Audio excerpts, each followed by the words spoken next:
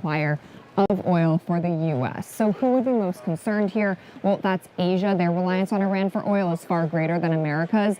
South Korea's stock index plunged 12.1% for its worst loss in history. Now, one repercussion that could come out of this is we've been talking for months about how President Trump wants the Feds to lower those interest rates. It is possible if oil gets too high that they will keep those rates high, which would in part stall the economy a bit more. Back to you. Thank you so much, Christina Thompson, live from the floor of the New York Stock Exchange. We appreciate your report. Thanks, Christina. So, Christina, there you have it. Yeah. With regard to energy prices, it's creeping higher, and people are seeing the immediate impact with regard to the gas pump. And for those still in cold areas, home heating oil number 2. But this is really about forward thinking. What's going to happen in a month or two with regard to this war? Will we actually see a rise in all the other industries that rely on, let's say, diesel to transport products and other elements? And we've seen how it's definitely going to affect the Asia markets far more so than the United States, because we're more energy dependent than they are in terms of our oil and gas in the industry. Luckily, this is also happening towards the tail end of winter, not as bad. We're moving towards the summer, so it shouldn't affect Americans as much, but certainly a concern heading into the midterms when we've already been talking about affordability. The last thing we want to see is an increase in gas prices. And maybe, though, the markets, too, as we heard from Mark Lopresti, they've baked in a lot of this as well, since President Trump has been communicating that this was set to happen. This is right around the time of the battle of the word affordability. I know. On the right and the left. And as we reported, President Trump's policies have actually caused energy prices to go way down. Right. And as we just said, energy prices are spiking higher based upon the conflict, the war that is in the Middle East. But the thing is, when we really talk about the working class people and their budgets, a slight bump in energy prices with regard to paying for gas, because the majority of Americans, they don't just commute by train or bus, they actually get into their vehicles and drive to work, drop the kids off and so forth, and make errands and go buy groceries. So these people are actually spending more money each week on higher gasoline, which their budgets are already strained. And hey, there's always credit cards, but wait. Credit card interest rates are still high. They are very high. And we haven't seen the Fed. I mean, how this will affect the Fed, to Christina's point, I think will be interesting as well, because no one's cutting anytime soon, at least right now, since Powell's still at the Fed. But we will. Your watchdog of liberty in the nation's capital. Washington Watch with Tony Perkins. Weeknights on theDove TV. Encouraging and informative.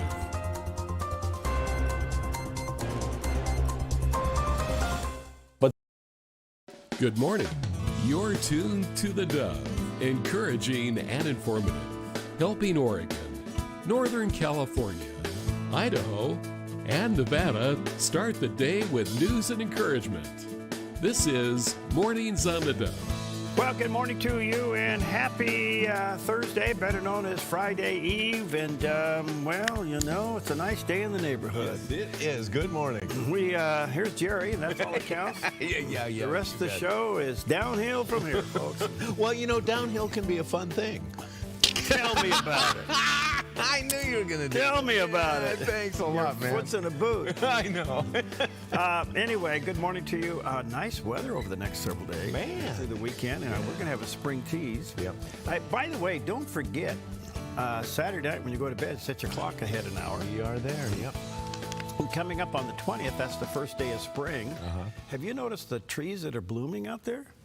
Yes, I have. There's a lot of blossoms out there, and I go, wow, this is a little early, but it's only because we really haven't had a very cold winter. I'm really glad we're going to spring forward, because, you know, when we fell back, I didn't change the clock in my truck. So now it's going to be right again. Let's just prove that you're not a techie. There you go. Yeah, I get it. Yeah, especially if you have one on like on a radio or a clock. Right, and that's where it is. Yeah, yeah. Okay, what about the one like on your microwave? Oh yes. Now that one I can do, and that one's vital because I look at that in the morning. Every morning, yeah. Yeah, I do. Yeah, so anyway, but yeah, it's gonna be right again. I'm really pleased. Yeah, and Steve Johnson down in Tucson, he'll say, well, welcome back, guys.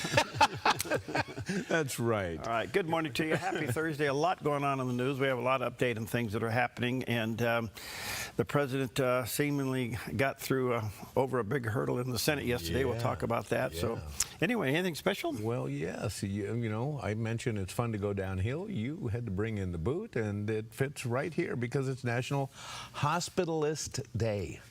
It's one of the fastest growing specialties in modern medicine, and those who practice it are known as hospitalists, and that is practicing hospital medicine. So it's the people in the facilities who are taking care of you while you're at the hospital. And, you know, unfortunately, I've had a lot of contact in the last year with some hospitalists and have some in the future coming up. So I have great appreciation for hospitalists, and my hat is off to you. Thank you very much for the past and in advance. So what? You know, they're the people. What can they do? Well, you know, they're the ones Besides that change your bedpan. Well, they do everything. They're the guys that, you know, you come in, you know, they roll you in with and change your bedpan. I was waiting for that. that one almost went right over my head, you know. Oh, golly. Anyway, and there are a number of other duties as well, and we'll just leave it at that. Okay. Thank you very much. So when you go in the hospital, you know, all the hospital rooms have these little boards where you can write on them. Oh, yeah, yeah. Yeah. Right. So I really enjoy writing on them. Do you? Yeah. I visited a friend the other day, and there was nothing there. You know, special instructions. It'll say special instructions or something like that. Yeah. So everybody's talking. I turn around, I grab the pen, and her name is Betty, and I said, Betty needs more ice cream immediately. You can come visit me my next stay. Thank Okay. you. All right. It is also National Slam the Scam Day, and it falls on the Thursday during Consumer Protection Week this week. And the day is an initiative to raise public awareness by helping the public to combat Social Security related scams. And I think that's a good deal because we know that seniors are the targets of many scams and tend to be a little more, you know, susceptible to falling for those scams. So be careful. Well, I have to tell you, folks, there's so much bad stuff today on the internet and on your phone.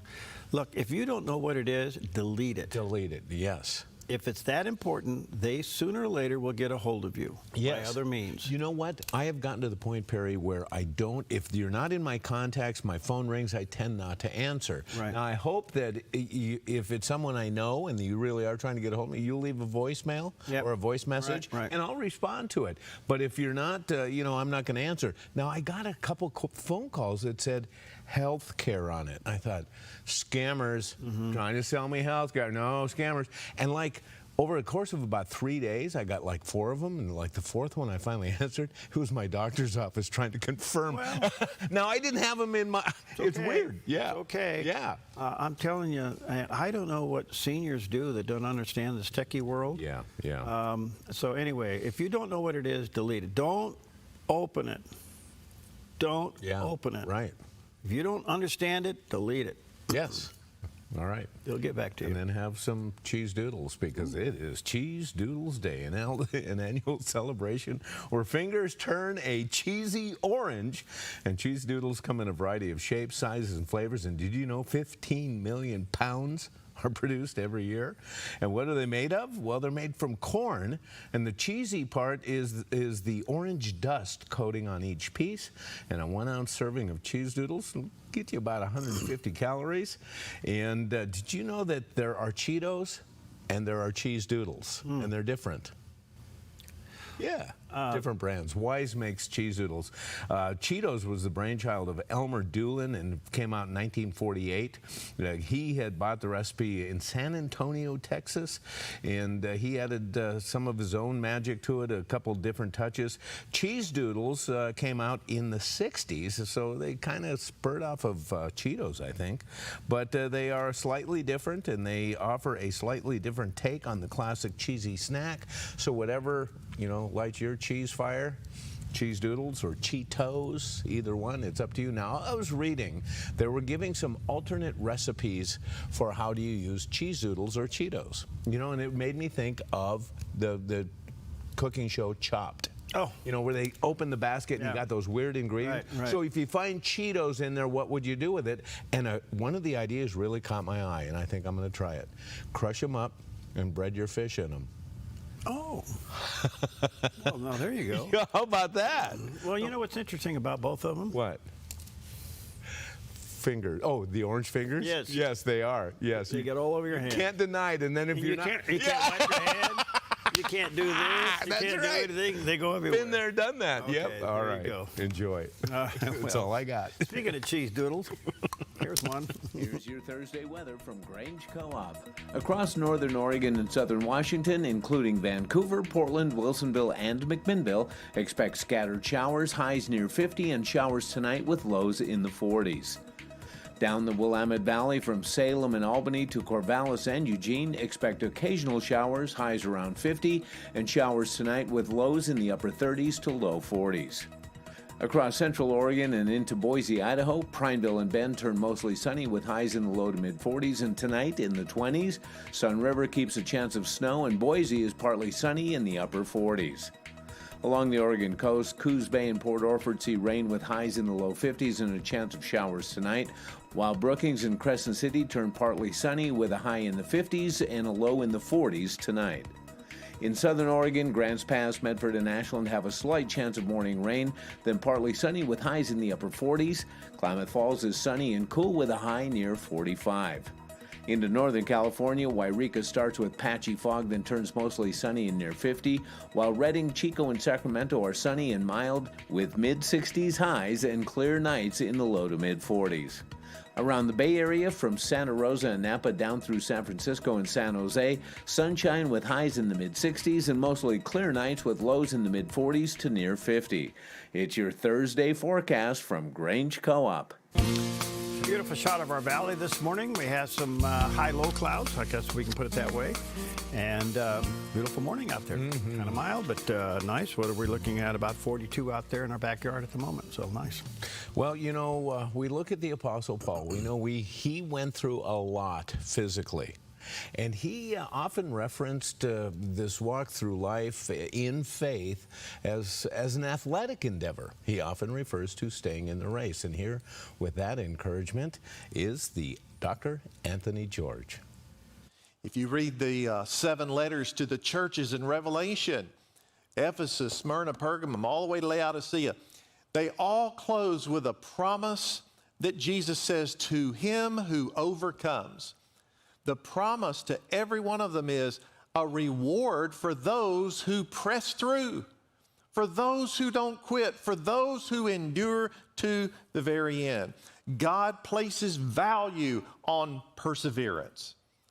So I saw last week a quote that said, when you feel like quitting, remember why you started. And what a great truth that is. And I'm sure that Noah had to reflect back on many, many times in frustration, discouragement, even fatigue. You do something 75 years, every day, all day long, it calls for moments of fatigue, probably mental exhaustion. When you feel like quitting, remember why you started. He could remember, God called me to do it. God told me exactly what to do. And I would add to this, when you feel like quitting, remember to whom you will answer. Not just why you started, but where it's all going to end up. And you know, I have to just be honest with you today, here in this empty room. It's easy to confess my sins to an empty room. There have been so many times in ministry when I wanted to quit and walk away. When I thought I'd rather go work at a grocery store than be treated this way, that way, the other way. I'd rather go and manage employees anywhere but a church. There have been so many times when I just wanted to throw it all away and say I'd rather find something different to do. And then I have been reminded and convicted that when you feel like quitting, remember why you started. I didn't volunteer for this. God called me to this. and I can't quit until he's finished with me. That's really good. I'm supposed to respond to that? Yeah.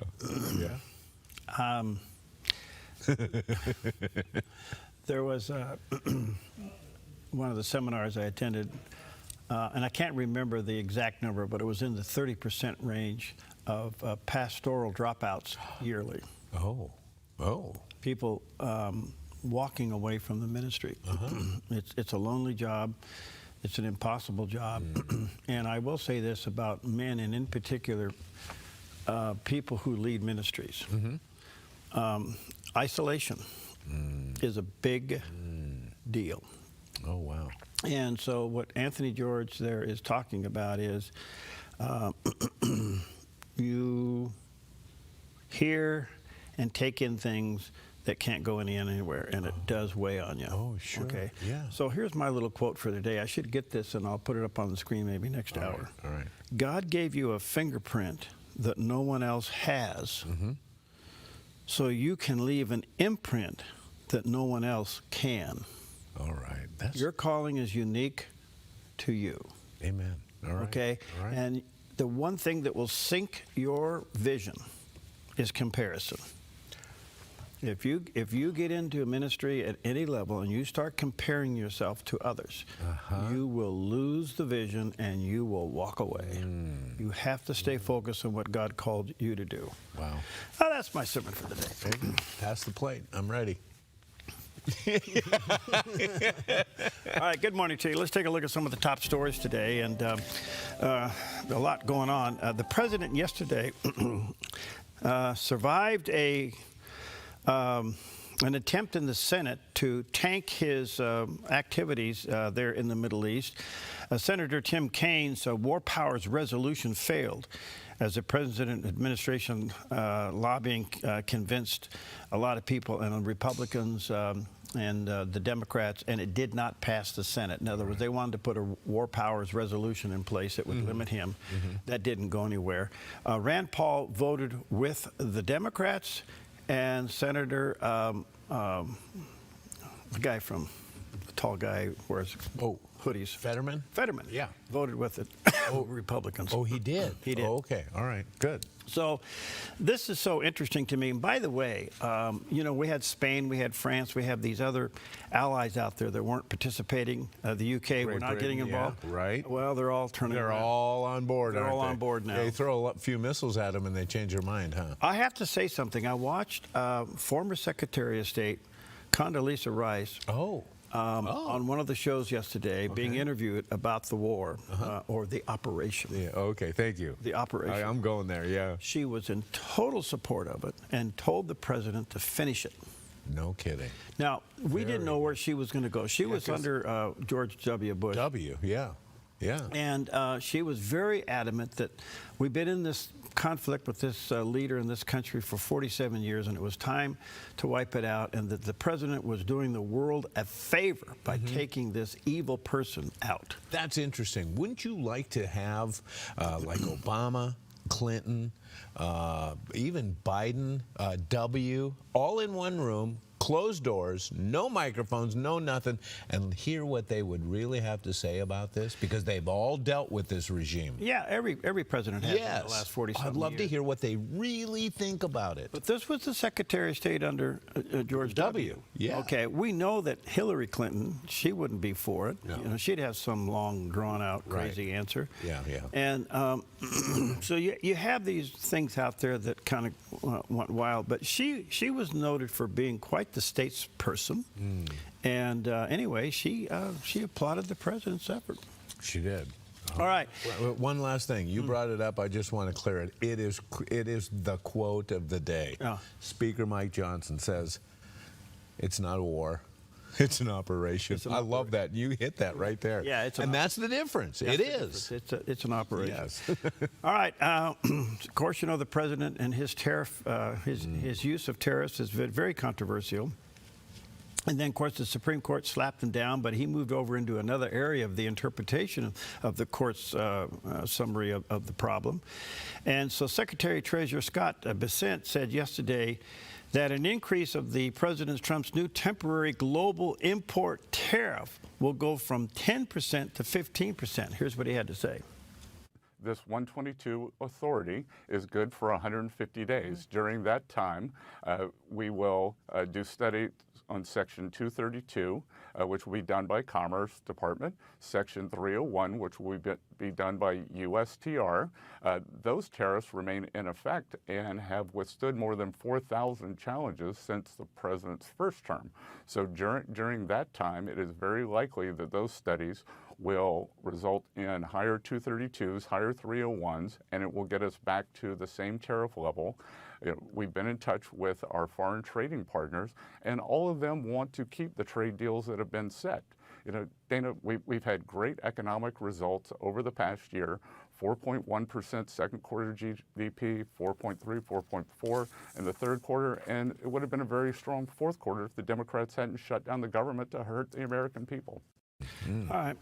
I'd like to have him and Steve Forbes on the show. Yeah.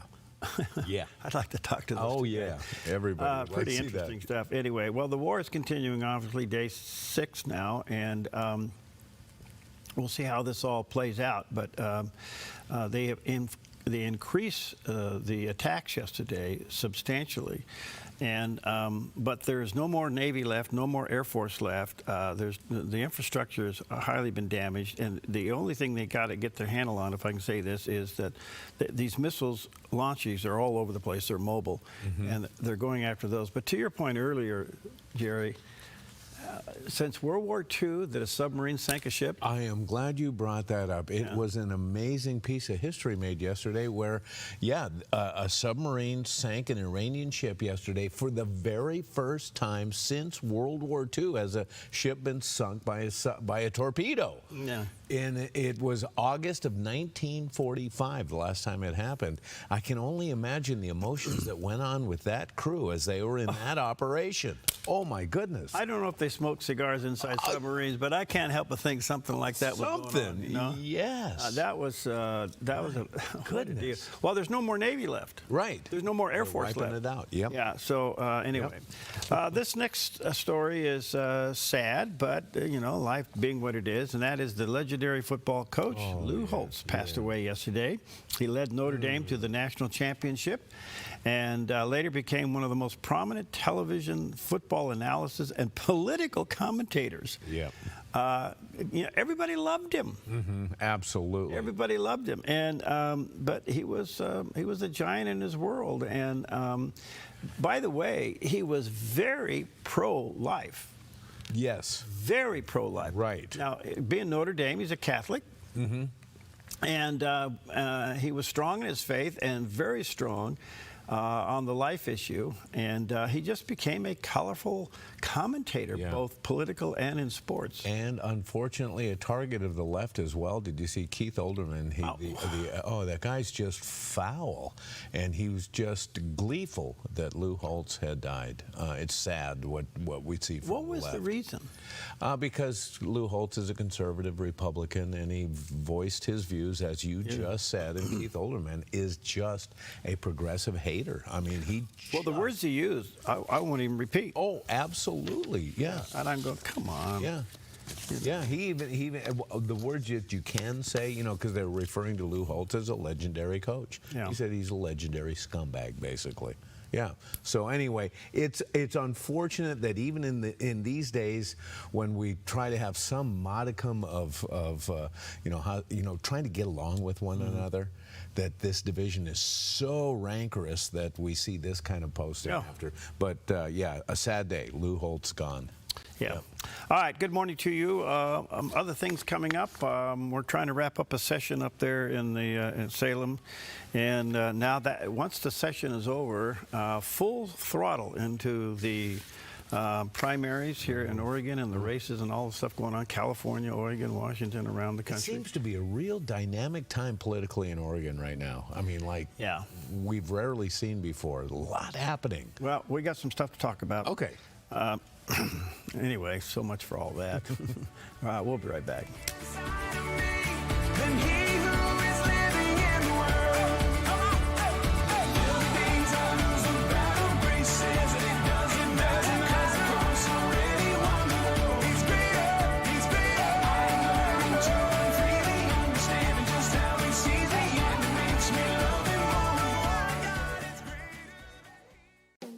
Since 1934, Grange Co-op has been more than just a store. We've been a cornerstone of our community, owned by people like you. We proudly offer top-quality farm and ranch supplies, including our own Rogue feed, as well as workwear, Western apparel, garden essentials, and pet care products. By signing up as a Grange Rewards customer, you not only enjoy exclusive benefits like special offers and 1% back on most purchases, but you also become part of something bigger, a cooperative that you own and help shape. Join Grange Rewards today.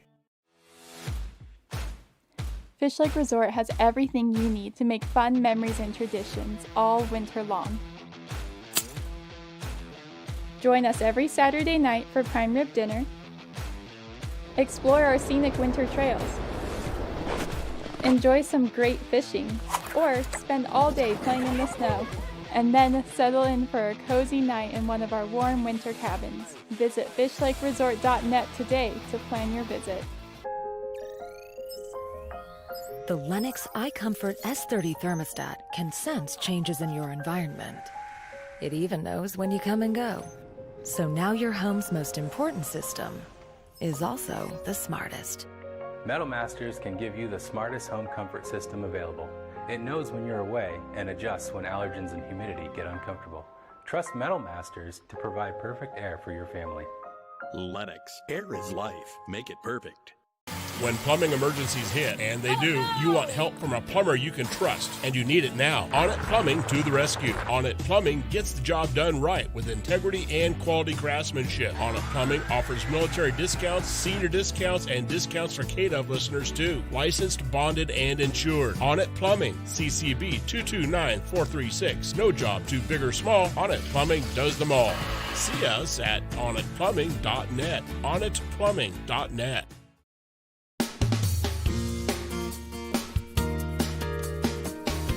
Okay, welcome back. Happy Thursday, better known as Friday Eve, 23 minutes past the hour. Well, our session in Oregon, we have a full session on the odd years, and in the even years, they have a short session of the legislature. Why do we do that?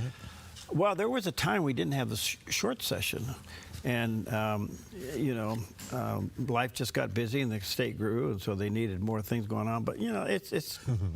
I think we ought to shut it all down and just have, I don't know, shorter sessions all the way around. But it's difficult to manage a state with a budget and all those things. But it's so politicized. It just, and in this session, the big political thing is the people's referendum on the gas tax.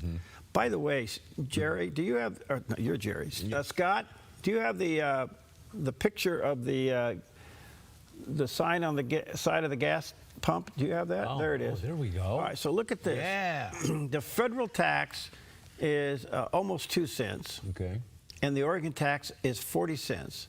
So we're 0.584 cents a gallon of taxes on a gallon of gas in the state of Oregon, which is one of the highest in the country. In fact, I think it is the highest. No, maybe California's a little higher. Okay, yeah. Okay, so in the meantime, they want to add 6 cents to that, more than double it.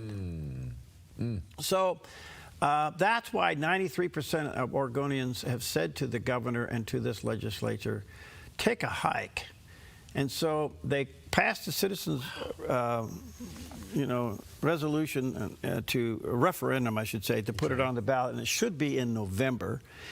The legislature, with a supermajority, is trying to move it to May because that's a lower voter turnout. Right. That whole thing is being challenged legally as to whether or not I can do this. And we have to wait to see what the court says on that. Okay. Anyway, it's a can of worms. But this one's got to fail. And if it stays on the May ballot, let me just say to the governor, have a nice day. You think you're going to pull one off here? We're going to show up. One of the greatest turnouts we've ever seen in the state will be in this May primary. Amen. You're absolutely right. I got to ask about this. When they put this before a court, do they judge shop? Who looks at this? Because we know that these decisions. Do they judge shop? That's a good one. I don't know. We'll see what happens. In the meantime, so we're trying to wrestle. They want to raise 6 cents. They can't balance the budget. They couldn't figure out what's going on with ODOT with $350 million short. The whole thing is just nobody would run their business like that, let alone their household. But in the meantime, they're going to work out a deal where they're going to create $365 million to become part owner of the Moda Center in Portland. Oh, goodness. So the Moda Center now is going to be co-owned by the city and the state. And now they're saying, hey, wait a minute, this is the oldest unrenovated NBA arena out there. Really? And it needs to be updated to meet modern expectations. It does generate $670 million a year annually, supporting about 4,500 jobs. So the state's going to put together some kind of a bond program and over 20 years through bonds to raise $365 million to renovate the Moda Center and to become part owner of it. Wow. I don't know the details of this. All I know is that anyway, that's the story. I'll leave it at that. You can take Okay. All right. Now, the other thing that our great legislature has done, I would expect this, but it's still kind of crazy. Oregon, quote, let me give you this thing here. Oregon is taking a stand to protect health care access with the passage of House Bill 4127. The bill ensures that the state funding for Planned Parenthood remains intact, safeguarding essential services for Oregonians. Abortion. Yeah. Oh, wow. Everywhere I looked yesterday on this story, you know what I couldn't find? How much money this is. That's interesting. I didn't spend all day looking for it. Okay, but it's probably out there, but I couldn't find it on the surface. So there you go, some top stories today. Let's take a look at the satellite image. Here's what's going on out there. Okay, what is it? It's nice weather. Yeah, it looks pretty good. There is a big band of weather up there, but guess what? It's not coming our way. There you go. We're going to see cloudy skies, low 50s today, but climbing up into the mid-50s tomorrow, and then sunny by the weekend and mid-60s before some clouds come back in next week and it starts to drop again, but nothing rain-wise until maybe later next week, and just a slight chance on Thursday, but other than that, pretty fair out there. Yeah. Okay. Speaking of which, at a news conference, Secretary of War Pete Hegseth gave his assessment of the war in Iran, or the conflict, the operation in Iran, in just 4 days. We are only 4 days into this, and the results have been incredible. Historic, really. Only the United States of America could lead this. Only us. But when you add the Israeli Defense Forces, a devastatingly capable force, the combination is sheer destruction for our radical Islamist Iranian adversaries. They are toast, and they know it. Or at least, soon enough, they will know it. And we have only just begun to hunt, dismantle, demoralize, destroy, and defeat their capabilities, just 4 days in. We're playing for keeps. Our warfighters have maximum authorities granted personally by the president and yours truly. Our rules of engagement are bold, precise, and designed to unleash American power, not shackle it.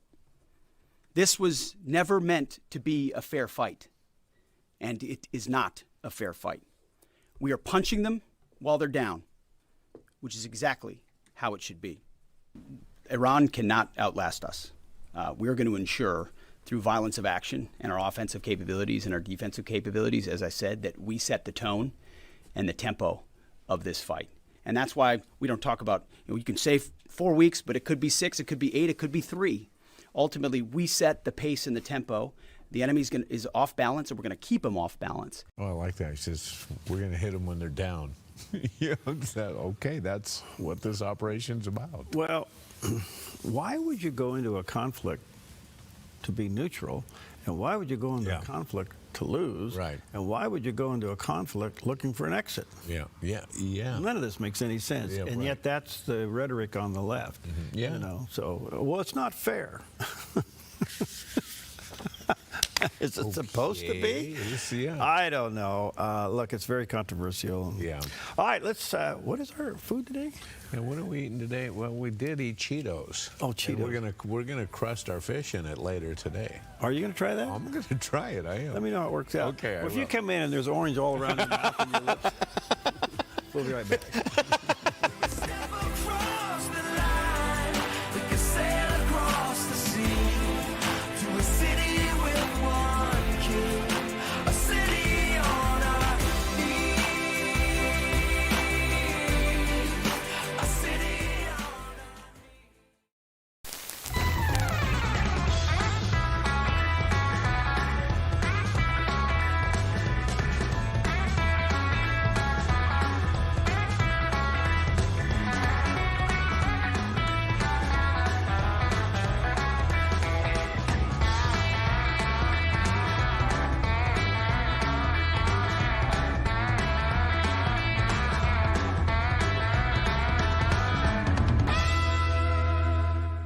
Finding that next great series to binge watch is fun, but your neck, shoulders, and body don't count that as me time. Hi, I'm Tamara Miller, owner of Organic Element Spa, and I invite you to put down the remote, get off the couch, and schedule yourself some real me or we time with your favorite service, like one of our many massages, couples massages, or facials. Your health, safety, and comfort are always top priority with us at Organic Element Spa. We can't wait to see you. Book your appointment today. Stewardship begins with the knowledge that nothing belongs to us, but everything belongs to the Lord. This helps us to run a business not in the fear of lack, but in the assurance of His care and provision. Such a perspective eliminates the drive to sell and replaces it with a heart that says serve. This begins with serving our clients and coworkers with integrity and genuine care. That's why McKelly's is automotive service with a heart for God, and treating others as we ourselves would want to be treated. Our promise is to never sell our clients anything we don't believe they need. Another is to do all we can to meet other needs, such as shuttle service and loaner cars, or taking the time to really listen, even at times praying with our customers. Sometimes this means sacrifice, going above and beyond, but that's why I work for Kelly's Automotive Service, honoring God while serving people with honesty and integrity. Good morning. Welcome back. 27 minutes before the hour. Well, in the middle of all this stuff going on in the Middle East, the Kurds got pulled into it. Yeah. And they're starting to respond with some ground invasion, which is kind of interesting. Anyway, CBN News breaks this all down with the CBN News senior international correspondent George Thomas and has the latest information. We have breaking news out of the Middle East with regards to the war in Iran, and this story involves thousands of Kurdish fighters. Well, George Thomas joins us now. George, you're headed off to the region literally in a few hours, but tell us what's going on here in the Middle East. Yeah, in the last couple of hours, Raj, I-24 News, based out of Tel Aviv, came out with this really shocking report that, as you said, thousands of Kurds have launched an offensive into Iran. If you look at, and people are thinking, wait, what? The Kurds? Where? How is this possible? You look at a map of Iran, and Iran is surrounded.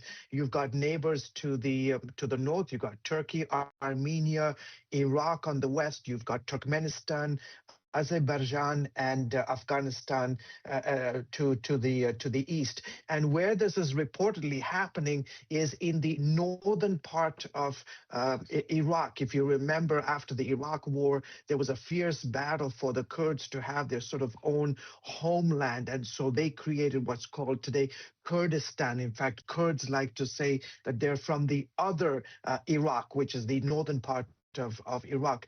But the report from I-24 News is that thousands of Kurdish fighters have reportedly made an invasion, a ground incursion into Iranian territory within about an hour, hour and a half of those reports circulating all over the place. The Kurdish regional government came out vehemently saying that no Kurdish, Iraqi Kurdish soldier has crossed into Iran. So the question is, are we talking about Kurds who are from Iraq, or are we talking about Kurds who are from Iran? And so just to step up for a second, Raj, just to give you sort of the ethnic makeup of Iran, 60%, the overwhelming majority of Iranians are Persians. Between 8 to 10% belong to the Kurdish ethnic group. Then you've got Azeris, who are part of Azerbaijan, and then you've got the Baluch and the Arabs and a few other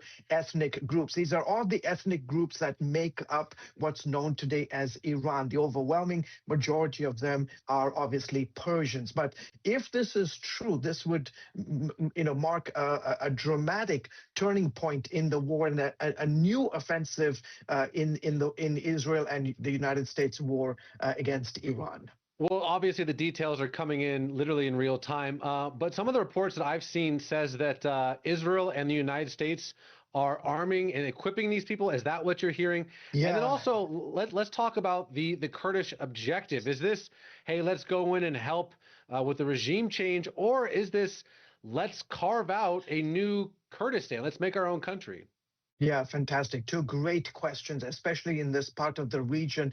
You have to look at, again, if you go look at it historically, and if you look at a map of the region, like I said, there are between 8 to 10% of the Iranian population is Kurdish. And then just further west, you've got a huge population of Kurds in Iraq. You've got a significant a group of Kurds in Syria. And then obviously between 8 to 10 million who live in Turkey. And for a very long time, Raj, the Kurds of the region have always aspired, always dreamt of a Kurdish homeland. And so the question can be asked in the middle of this major military offensive against the second largest nation in the Middle East that has a very huge Kurdish population, are the Kurds attempting to take advantage of the chaos that you see today in Iran to pursue their own sort of ethnic objectives? Or are they, in essence, trying to put pressure, military pressure on the IRGC, the Iranian Revolutionary Guard Corps? Because right now they are focused on defending what's left of their command and control centers, both in Tehran, Isfahan, Qom, and the other major strategic cities across the country, as the Israelis and the Americans continue to pummel these various centers. So that's the question. We don't know yet, but in the background, having talked to analysts and studied the region for a very long time, specifically Iran, I've been in Iran reporting on Iran. The whole issue, suddenly in the last 24, 48 hours, there's been talk, Raj, of this concept of Balkanization. And I think we will continue to hear about this concept. And what is the Balkanization of Iran? If you were to look back at shortly after the fall of the former Yugoslavia, Yugoslavia was one entire nation, and then it broke up into different sovereign nations. You had Bosnia, Croatia, Serbia, Macedonia, Albania, Montenegro. All of those broke up into the Balkans. Now there is some talk, if this reporting is true, could we see the Balkanization of Iran? And that would be absolutely, it would be very, very, very devastating for Iran, because you could potentially see these various ethnic groups competing against each other, potentially launching offensives against each other, and that could not bode well for the ongoing Israeli and American operations. Mm-hmm. A lot of, how can I say this? This operation obviously needed to be done. Yeah. 47 years of this tyrant, evil tyrant, doing what he does to people all over the world. But the war in the Islamic faith itself between Shiites and Sunnis has been going on since the beginning of time. Mm-hmm. And I don't think we understand that. Not at all. And some people say, well, this is a forever war. Well, that war has been there, that civil war has been there for years, centuries. Now, what this operation does is reset the whole dynamic. The question is, will even the Islamic countries adjust to this possibility of getting along? What a question, yeah. And most people will say no. Yeah. What is their objective? Even the friendly Islamic countries, what is their objective? This is where we don't understand. They are driven by an ideology, i.e. their faith. And their faith is that anybody that doesn't believe like them is an infidel and should die.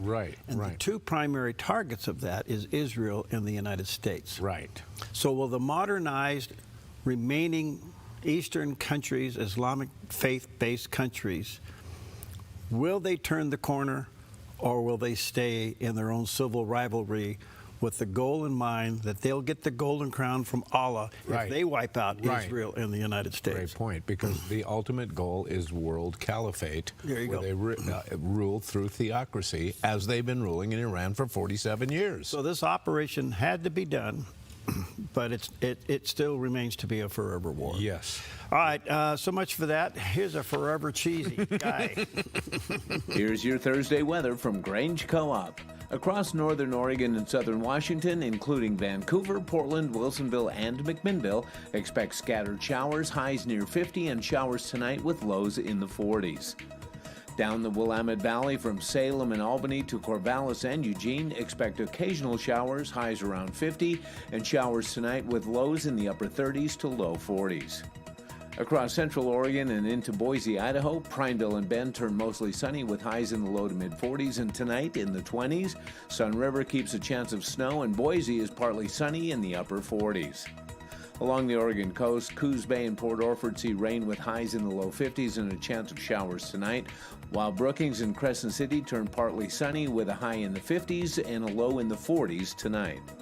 In southern Oregon, Grants Pass, Medford, and Ashland have a slight chance of morning rain, then partly sunny with highs in the upper 40s. Klamath Falls is sunny and cool with a high near 45. Into Northern California, Wairika starts with patchy fog, then turns mostly sunny and near 50, while Redding, Chico, and Sacramento are sunny and mild with mid-60s highs and clear nights in the low to mid-40s. Around the Bay Area, from Santa Rosa and Napa down through San Francisco and San Jose, sunshine with highs in the mid-60s and mostly clear nights with lows in the mid-40s to near 50. It's your Thursday forecast from Grange Co-op. Beautiful shot of our backyard. We have some high-low clouds this morning, which means they're just kind of capping the top of the mountains around the valley. Below, pretty nice. Pretty nice. Had some good rain yesterday and last night. So we're getting plenty of water. Good stuff. We have been talking about the fact that this year is our country's 250th birthday, and this event certainly played into our birth as a country. And on this day in 1770, a tense night in Boston would change the course of history. A crowd of colonists angry over British taxes and military presence gathered on King Street, shouting and throwing snowballs, stones, and sticks at British soldiers. The confrontation escalated, shots were fired, and 5 men were killed. Among them was Crispus Attucks, a dock worker of African and native descent, who is remembered as the first to die that night and later honored as an early black martyr of the American cause. The event became known as the Boston Massacre. Patriot leaders used engravings and pamphlets to stir outrage, portraying the shooting as proof of British tyranny. Though tensions had been building for years, this moment galvanized colonial resistance, uniting many behind the growing call for independence. 5 years later, war would erupt, but for many, the road to the American Revolution began with those shots on a cold March night. The Boston Massacre. Yeah, we've all, we learned of that as kids coming up in elementary school. Is that taught anymore in history? No. It's the Boston Tea Party, the massacre. Right. Give me liberty, give me death. Yes. Yorktown. Plymouth Rock, all that's just conveniently moved aside. Yeah, it's unfortunate. Jack Kane, the old guy, you can tell, he's getting a little tired of being called on. Okay. He kind of snapped at a couple of the Fox people the other day. No. It was kind of like, you dummies, what are you asking me this question for? But on the other side, he's a 4-star general. He gets it, okay? Yeah. And he was on Varney and Company in response to the clip of Pete Hegseth's update on the war with Iran. So here's the Secretary of War giving a little bit of a background of what's going on here, and here's a well-seasoned 4-star general giving his response. Okay. So here it is. All right. Iran's senior leaders are dead.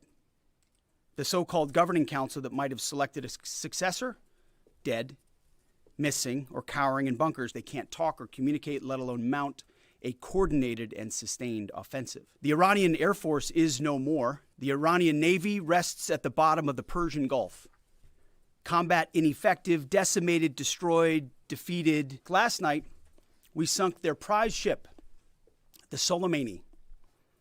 Looks like POTUS got him twice. Yeah, they're in a desperate stage for sure, and we're beginning to see the fissures, to be sure, and they're on a pathway to major problems and likely some kind of collapse of this regime. We don't know for certain, but that's clearly, it appears that pathway is right in front of us. What we have been able to achieve militarily is really quite remarkable, and it's a fulfillment of the very ambitious plans that we had put together based on excellent intelligence and the very experienced forces that are at play here and knowing what we could do based on that intelligence. We have on the battlefield here the two most proven militaries in the world today. They have the most experience, and for the first time ever, they are working on a combined operation that has common goals together. And nobody can stand up to that, and certainly not the Iranians, who are already in a weakened condition. So let's take an example, ballistic missiles. That was the major conventional system that they have, and something that we were both very concerned about, the United States and Israel. And on day one, we did massive attacks on that, so much so that it reduced their ability to retaliate. Remember, on day one, they were saying weakened response, Israelis and the CENTCOM people as well. And then our ambition is that by day 3, we would reduce their ability to retaliate and conduct attacks against U.S. bases and the Israelis by 75%. That is exactly retaliation diminishment that we achieved on day 3. Now it's up, according to the briefing we just heard by Chairman Kane and Secretary Hegseth, somewhere around 86%. So I've watched General Kane this week on all the shows. And you can tell that he is so seasoned in all this. But every time he's made that comment that we've never seen the two most impacting and forceful militaries come together and work together, like Israel and the United States.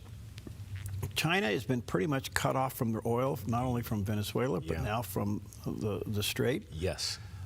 They were the main supplier of missiles to Iran. That's all been cut off. And this is an open-faced embarrassment of what the Russian military can and can't do in Iran, because this thing's been going on for several years. Not in Iran, excuse me, in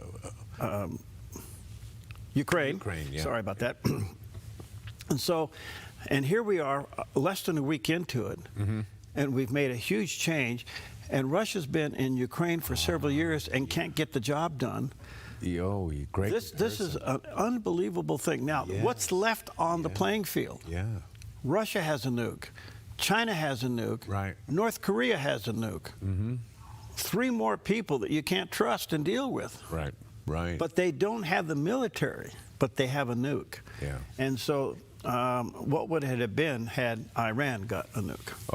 Well, I don't think many people doubt what would have or could have happened. I think it makes the importance of what's going on now even heightened.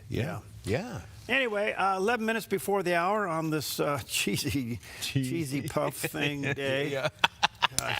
They got to be the worst thing for you. I'm sure RFK Jr. loves them.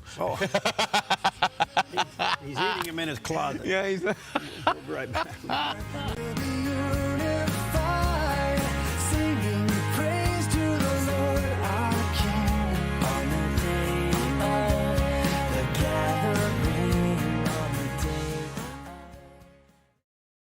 The Pregnancy Center in Medford is a place of hope, providing free pregnancy testing, ultrasounds, options counseling, and support to help women make informed, empowered choices. The Pregnancy Center is growing, hiring registered nurses to join our compassionate team. Work in a supportive environment where you can truly make a difference. No ultrasound experience? No problem. We'll train you in limited ultrasonography, a valuable new skill set for your career. To learn more, visit thepregnancycenter.us. Thepregnancycenter.us.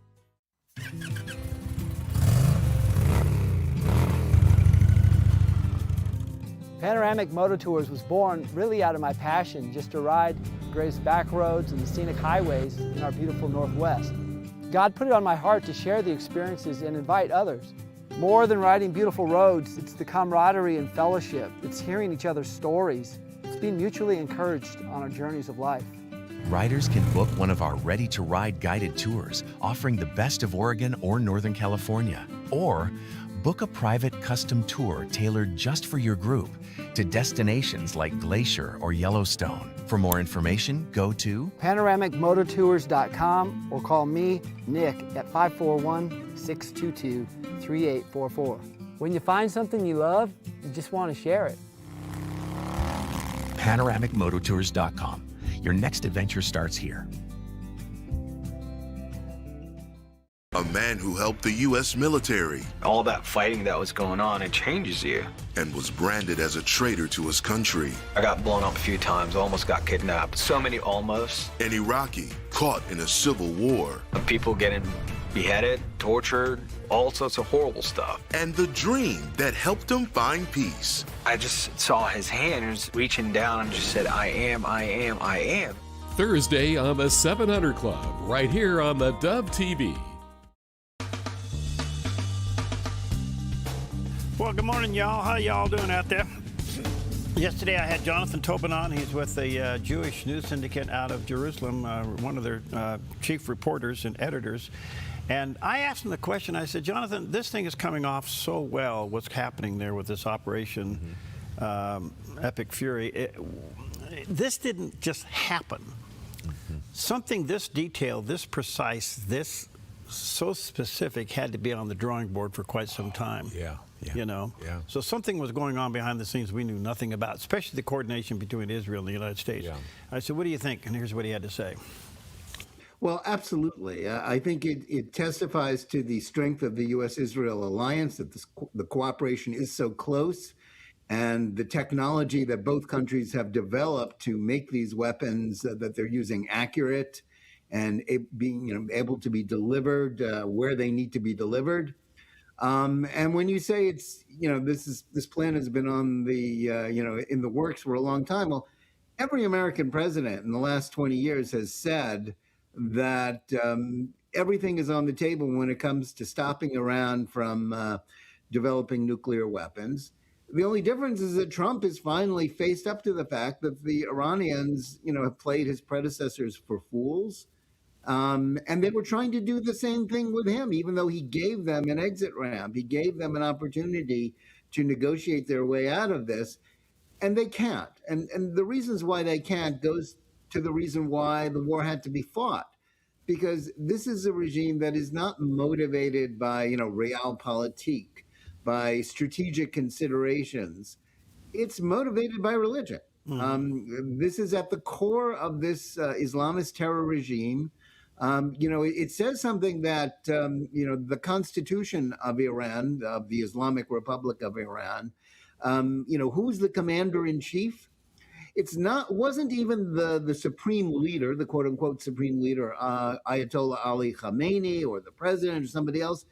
It's a 12-year-old child that fell down a well 1,200 years ago. Their Mahdi, their Messiah, their particular religious faith impels them to spread Islam across the world and to basically kill every Muslim that opposes them and to put down everybody else.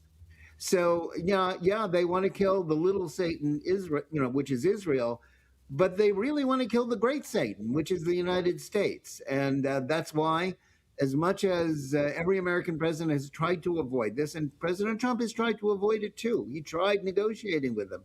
He tried a limited attack last year, but Iran won't be talked to. And now it's time for action, and it's time, hopefully, to give, as the United States and Israel are doing, giving the Iranian people a chance to get rid of these awful theocratic tyrants and hopefully choose a more rational government. That was really well put. Yeah, he's a sharp guy. But it also tells me that the president made up his mind a long time ago, probably shortly after the first raid that he did when he took the B-1s or the B-2s over and took out the nuke sites and realized that didn't slow them down either. And by the way, he makes an interesting statement there. It does go back to their religion. And you know what? Just read Genesis. And you're going to find out the beginning of this is a little boy named Ishmael. Yes. And when you read what God said about Ishmael versus Isaac, you'll understand that from the very beginning, these people were going to be problematic to the world. That is so on the money. That's why John 3:16 is around, because Jesus said, "For God so loved the world that he gave his only begotten son," John said, "and whosoever," that's a big word, "whosoever believes in him shall not perish but have eternal life." Take that with you today.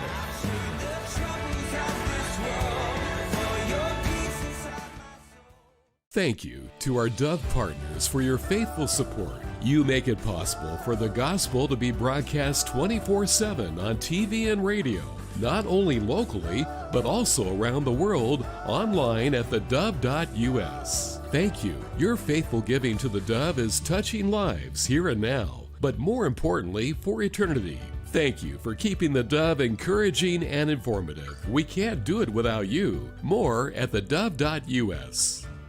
They're fun-loving twins. They love God, hunting, and pranking each other. Join the Hamptons for outdoor adventure every weekend on Twin Factor. Brought to you by Black Flag Armory in Medford and Grants Pass. Truly excellent service. At Sweet Tea Express, we've got you covered. Order at the counter and our friendly service staff will do the rest. Burgers, salads, sandwiches, barbecue platters, sides, and more. Smoked, grilled, and served to perfection. Sweet Tea Express. Breakfast, burgers, and barbecue. Hi, I'm the SOS Alarm guy, here to tell you about a great deal. SOS Alarm will not only beat any internet deal, but will install the system too. So burglars, beware. SOS Alarm for security and beyond. A ministry moment on the Dove. Jesus put it this way in John 5. He's talking to the Jews.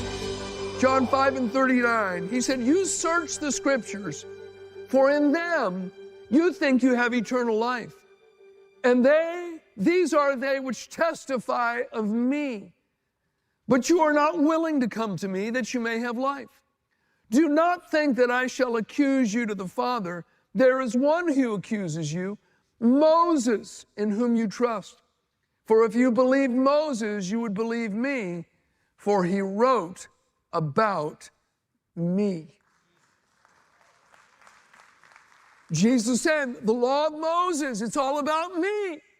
Moses wrote about me. The law points to me. The purpose of the law was to bring people to Christ.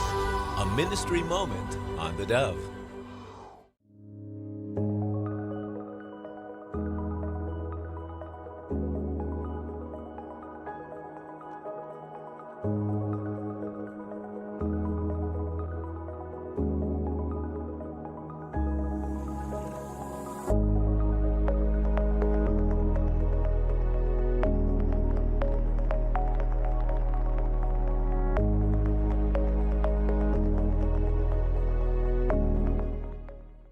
The triumphs and challenges of the global church. Christian World News. Weeknights at 5:30 on the Dove TV. Encouraging and informative.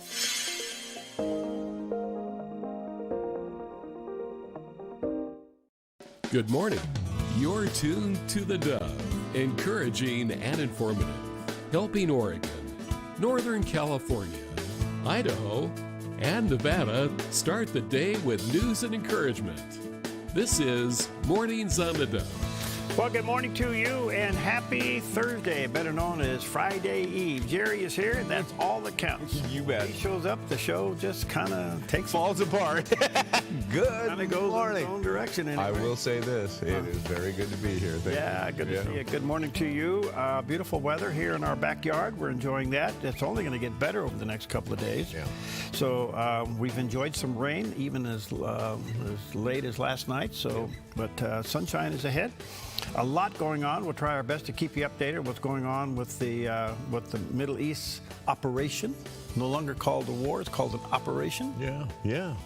And the president squeezed one out past the Senate for a roadblock, but that didn't go anywhere. So we'll talk about that. Anyway, good morning. What do you got, bud? Well, first of all, people I really appreciate, especially as they've come to my attention in the last year, it is National Hospitalist Day. Hospitalist. Hospital medicine is one of the fastest growing specialties in modern medicine, and those who practice it are known as hospitalists. And I have come in contact with hospitalists in the last year, and I have some more coming in the future. You know what? And I have great appreciation for you. Thank you very much for what you do. I'm going to get a hospital gown and come visit you. I'm going to put a mask on and a little surgical cap. Yeah. And I'm going to come into your room as a hospitalist. A hospitalist. And I'll take care of you, buddy. Oh, no. Let's move on. You see that little drip line going in there? Oh, no. Wait till you see what I put in there. Oh, gosh. Let me squeeze a little WD-40 I'll in tell there. you what, I'm getting up and I'm leaving if I see you coming towards me with a bedpan. I'm out of here. Okay. I'm gone. All right. Just put some WD-40 in your drip. Oh, well, WD-40. Yeah, okay. That works on everything. Might work, yeah. At least I won't squeak. There you go. Okay, because I got a lot of metal in me. I know you All do, right. yeah. Okay. Moving on. It is also National Slam the Scam Day, and it falls on the Thursday during Consumer Protection Week. And the day is an initiative to raise public awareness by helping the public to combat Social Security fraud and scams. And that's a big thing. And especially, I think, seniors are more susceptible to scams. We have a tendency, if our phone rings, we answer it. Even if we don't know sometimes who's calling. Oh, at least a lot of people in our generation have that. Because, we all grew up with landlines. When the phone rang, you picked it up. It's interesting. Mom, I'm going to talk about you. She's always got her phone with her. And I want to check in and see how she's doing. And it'll go ring, ring, and she'll go, "Hi, Jerry, I'm playing bingo. I'll call you back." I'm not kidding you. I'm not kidding you. Hi, Jerry. I just won $15. I'll call you back. It is the truth. Love you, Mom. It is also National Cheese Doodle Day. Oh, boy. A celebration where fingers turn a cheesy orange. And, of course, cheese doodles come in a variety of shapes, sizes, and flavors. And 15 million pounds are produced annually. So what are they made of? They're made of corn. And the cheesy part is the orange dust coating each piece. And a 1 ounce serving of cheese doodles has about 150 calories, and they're part of an exclusive list of 150 calories for just one little 1 ounce. Oh. 1 ounce. That one doodle may be an ounce. I don't know. Yeah. But they're part of an exclusive list of foods that were made by accident, which includes popsicles, ice cream, and potato chips. And the snack was created accidentally when machines processed cornmeal under high pressure and went pop and resulted in a tubular shape. Now, there are Cheetos and there are cheese doodles. Cheetos came before cheese doodles, and cheese doodles are just a variation of Cheetos, whatever one you happen to like best, and so be it. The East Coast does a lot of cheese doodles because the manufacturer Wise out of Pennsylvania. And I was looking at some alternative recipes that you can use for cheese doodles. It reminded me of the cooking show Chopped, where you open up the basket and you get all these weird ingredients. You got to make something out of it. But I got a suggestion for cheese doodles that I'm going to try. They say crunch it up, crunch them all up, and then bread your fish in it. I thought, I'm going to egg wash my fish. I'm going to put them in cheese doodles or Cheetos, and I'm going to see what that thing is like. Wow. Yes, and I even got permission. I told it to Pam. She goes, well, let's try it. Wow. Well, yeah, we're going to. So I'll report in. So if you come back with an orange face looking like Trump. Yeah, I'll say, hey, I'm just eating fish. Yeah. All right. That's it. That's all I got. You missed it. I threw another liner at you, but you didn't get it, so that's good. Well, I missed it. Orange face looking like Trump. Believe me, don't do that. Hey, we have fun here. I walked around that one, yeah. We have fun here. Okay, yes. Speaking of cheesy, here he is. Here's your Thursday weather from Grange Co-op. Across northern Oregon and southern Washington, including Vancouver, Portland, Wilsonville, and McMinnville, expect scattered showers, highs near 50, and showers tonight with lows in the 40s. Down the Willamette Valley from Salem and Albany to Corvallis and Eugene, expect occasional showers, highs around 50, and showers tonight with lows in the upper 30s to low 40s. Across central Oregon and into Boise, Idaho, Prineville and Bend turn mostly sunny with highs in the low to mid-40s, and tonight in the 20s. Sun River keeps a chance of snow, and Boise is partly sunny in the upper 40s. Along the Oregon coast, Coos Bay and Port Orford see rain with highs in the low 50s and a chance of showers tonight, while Brookings and Crescent City turn partly sunny with a high in the 50s and a low in the 40s tonight. In southern Oregon, Grants Pass, Medford, and Ashland have a slight chance of morning rain, then partly sunny with highs in the upper 40s. Klamath Falls is sunny and cool with a high near 45. Into Northern California, Wairika starts with patchy fog, then turns mostly sunny and near 50, while Redding, Chico, and Sacramento are sunny and mild with mid-60s highs and clear nights in the low to mid-40s. Around the Bay Area, from Santa Rosa and Napa down through San Francisco and San Jose, sunshine with highs in the mid-60s and mostly clear nights with lows in the mid-40s to near 50. It's your Thursday forecast from Grange Co-op. All right, well, we do have some clouds out there. And that cloud, it looks like it's on the ground, but that picture's at the top of the mountain. So that's where the cloud layer is, kind of capping the mountaintops around the valley this morning. The valley itself is pretty nice. Yeah. So we'll have some sun breaks and looking for a great rest of the week and weekend. Looking good. Well, here to encourage us to stay in the race and not to quit is Dr. Anthony George. If you read the 7 letters to the churches in Revelation, Ephesus, Smyrna, Pergamum, all the way to Laodicea, they all close with a promise that Jesus says, to him who overcomes. The promise to every one of them is a reward for those who press through, for those who don't quit, for those who endure to the very end. God places value on perseverance. So I saw last week a quote that said, when you feel like quitting, remember why you started. And what a great truth that is. And I'm sure that Noah had to reflect back on many, many times in frustration, discouragement, even fatigue. You do something 75 years, every day, all day long, it calls for moments of fatigue, probably mental exhaustion. When you feel like quitting, remember why you started. He could remember, God called me to do it. God told me exactly what to do. And I would add to this, when you feel like quitting, remember to whom you will answer. Not just why you started, but where it's all going to end up. And you know, I have to just be honest with you today, here in this empty room. It's easy to confess my sins to an empty room. There have been so many times in ministry when I wanted to quit and walk away.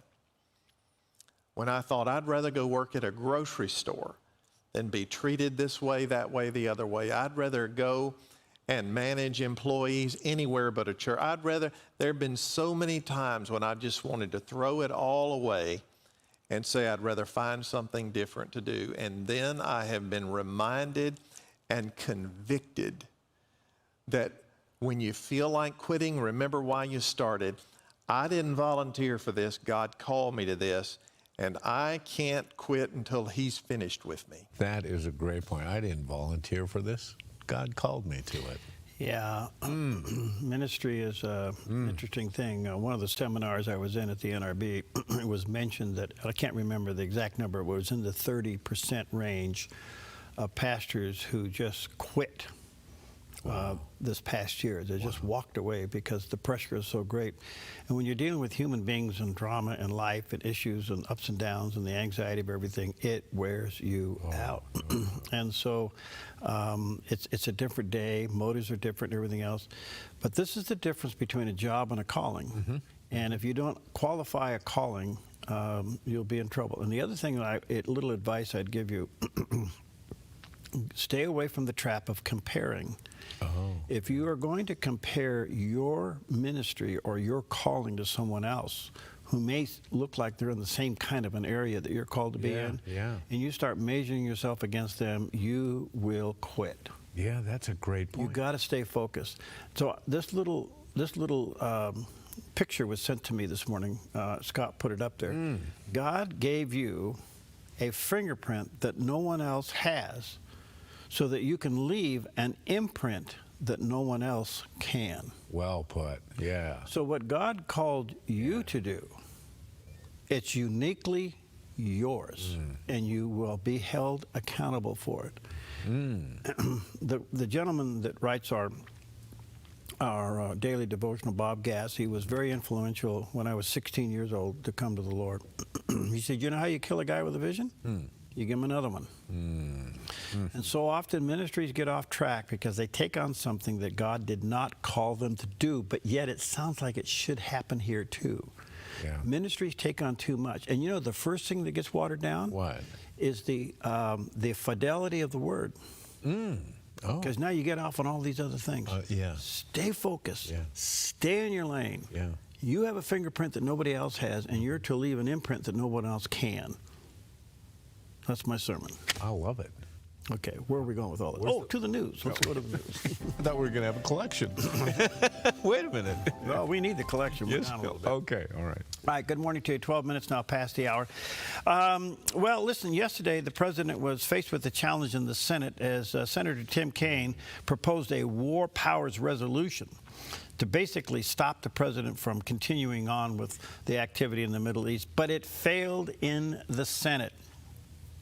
Okay, Rand Paul voted with the Democrats, and Senator Fetterman voted with the Republicans, and it didn't go anywhere. Okay. So it's basically doesn't go anywhere. This has happened every time there's a military conflict with the president. They always scream, you got to go to the Congress, all this stuff. We've never resolved this thing. And, of course, the quote of the day came from Speaker Mike Johnson. Yes. He said, it's not a war, it's an operation. Yeah. So anyway, we're in this thing not quite a week, and the progress is pretty remarkable. And things are bouncing around, but they wiped out the Navy. They wiped out the Air Force. They've taken out the leadership. But yeah, I know the Navy thing. Oh, I know where you're going. It was amazing what happened yesterday. The first time since World War II, August of 1945, a ship was sunk by a submarine with a torpedo. A U.S. submarine torpedoed an Iranian frigate yesterday and sent it to the bottom. I can only imagine the reactions on the submarine. Well, they're having a party down there. Oh my goodness! Can you imagine? All right, so we have the Gerald R. Ford carrier. Right. We have the Abraham Lincoln.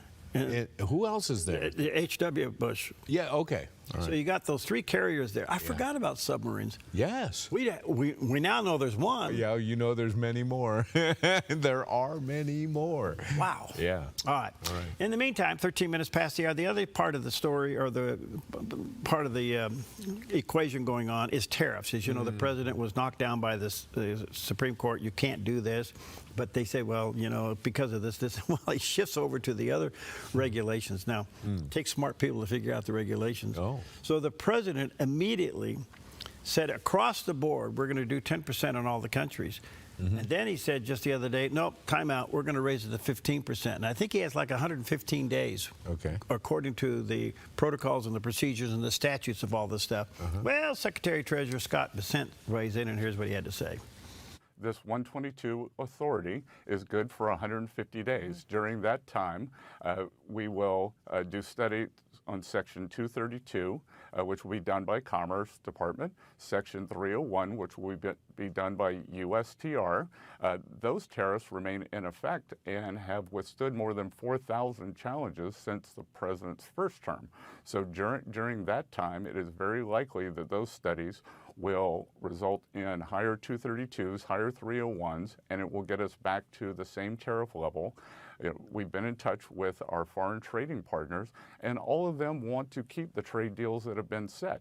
You know, Dana, we've had great economic results over the past year. 4.1% second quarter GDP, 4.3, 4.4 in the third quarter, and it would have been a very strong fourth quarter if the Democrats hadn't shut down the government to hurt the American people. Yeah, we're still in the stupid shutdown thing. Yeah. I don't know that you can argue about the Democrats' craziness all day long. It is what it is, and I think the American people now are seeing through all this nonsense. Slowly but surely. My indication is when you do these focus groups and they run the lines, you know, they have the red line, the yellow line, and the blue line. Red, you know, conservative, yellows, independents, and blues, Democrats. That the yellow line seems to be paralleling the red line in most cases, which tells me that in spite of the fact that nobody wants to be a member of either party because party politics is pretty much something they disdain, that the country is still a little bit right of center. Yes. And a quick comment, not in our lineup here, but Governor Tim Walz was on the hot seat yesterday. You know, the fraud thing isn't disappearing, is it? No. We kind of thought it was kind of out of the way and all this other stuff going on. We get a little distracted, but it's still there, and he was on the hot seat. Do you think they made any movement in the right direction yesterday? Anything that unfolded in that? It's really interesting you'd bring that up. Gosh. There's a deep pause here. Oh, hang on. What? We haven't seen one arrest, one indictment, and one injunction since all this nonsense has been uncovered. Yes. All the way back to Doge. Right. Right. Not one indictment, not one arrest, and not one injunction. What's going on? Let me just flip. I'll answer your question with a question. Okay. Flip the scenario. Okay. Let's say the Republicans had done all this fraud. Oh, yeah. And the Republican leadership did all this Doge stuff. Right, right. What would have happened by now? Well, we'd have people behind bars already. There'd be impeachments and arrests. Yes, yes. So I have to ask the question. Okay. Why? Yeah, I don't know. What's going on with Pam Bondi and Kash Patel? Now, are they under presidential pressure not to do anything right now because of midterm elections? Okay. Or not to do anything right now because of the 250th birthday of the United States? Let's have a positive move. Okay. I don't know. Or is there really no there? I think there is there. I think there is too, yeah. But why haven't they pursued it? I don't know. I watched Governor Waltler, and look, the guy is. I will say this: he's a character. Yeah. But he fights back. He's kind of like a Hillary. He explodes on him. Okay, doesn't make any sense. Yeah. And the guys asking the question, or the people asking the question during these hearings, they ask good questions and they come up with crazy answers. And the American people can see how crazy this stuff is. Yeah, yeah. But folks, nothing is being done. Right, right. What's missing here? I don't know. And we had Waltz on the hot seat yesterday, and it turned into almost a shouting match at times. You know, obviously they're in conflict, but I don't know. I don't know where this is going to go. In my opinion, Republicans are making a huge mistake on this Epstein thing.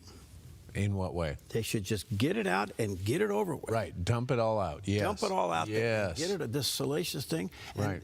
But when they can't make that one stick and they turn it into a midday soap opera. Yeah, yeah. And they're going before the press and doing questions before they talk to the Clintons. That was the wrong thing to do, in my opinion. And then you got all the stuff going on with the fraud, and you got more coming in California. It's right now, it seems like have a nice day, and you have to go through a tough day on the Hill and get yelled at and screamed at and made fun of, but nothing happens. Nothing happens. All you got to do is go back to January 6th and look at all the people that were thrown in jail just like that. Yeah. Yes. Yes. And we got all this other evidence, and nothing's happening. I don't know. There's something here that I'm not getting. I need more cheesy things, or what do you call them? Cheese bits. We have Cheetos, cheese doodles, and cheese Cheetos. Doodles Yeah, and cheese Cheetos. Doodles. I need some more cheese doodles. A little orangey. We're going to take a cheese doodle. Oh no, we got one more story. Sorry about that. Oh yeah, where are we? I want to. Oh yeah, we don't want to miss this. No, we one. don't want to miss. Legendary Notre Dame coach Lou Holtz passed away yesterday at the age of 89. He took the Notre Dame to a national championship, but later his personality, what a colorful guy. Yes. He became a prominent television analysis and political commentator. He was adamantly pro-life. Yes, he was. Being a strong Catholic, adamantly pro-life. And he took a lot of heat for it, but he didn't back down. No. And he was very colorful, especially in his sports commentaries. So lived a good life. Yeah. Colorful guy. Good man. A good man all the way around, Yeah. even though some commentators made fun of him and I know, disgraced him at the end. Right, simply because obviously he is conservative, he is pro-life, Yeah. you know. Too bad. It was just really bad. Yeah. But anyway, thoughts and prayers to the family. Yeah. All right, now we'll take a cheese doodle Okay. break, or noodles and cheese, or cheese and noodles or something. Yes.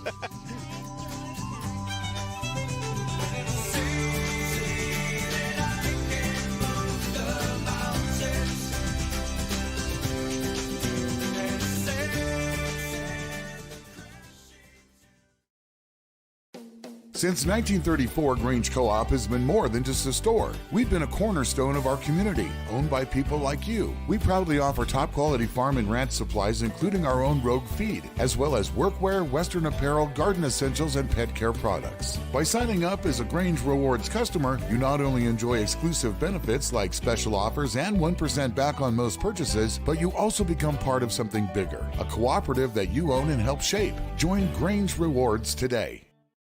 The Pregnancy Center in Medford is a place of hope, providing free pregnancy testing, ultrasounds, options counseling, and support to help women make informed, empowered choices. The Pregnancy Center is growing, hiring registered nurses to join our compassionate team. Work in a supportive environment where you can truly make a difference. No ultrasound experience? No problem. We'll train you in limited ultrasonography, a valuable new skill set for your career. To learn more, visit thepregnancycenter.us. Thepregnancycenter.us.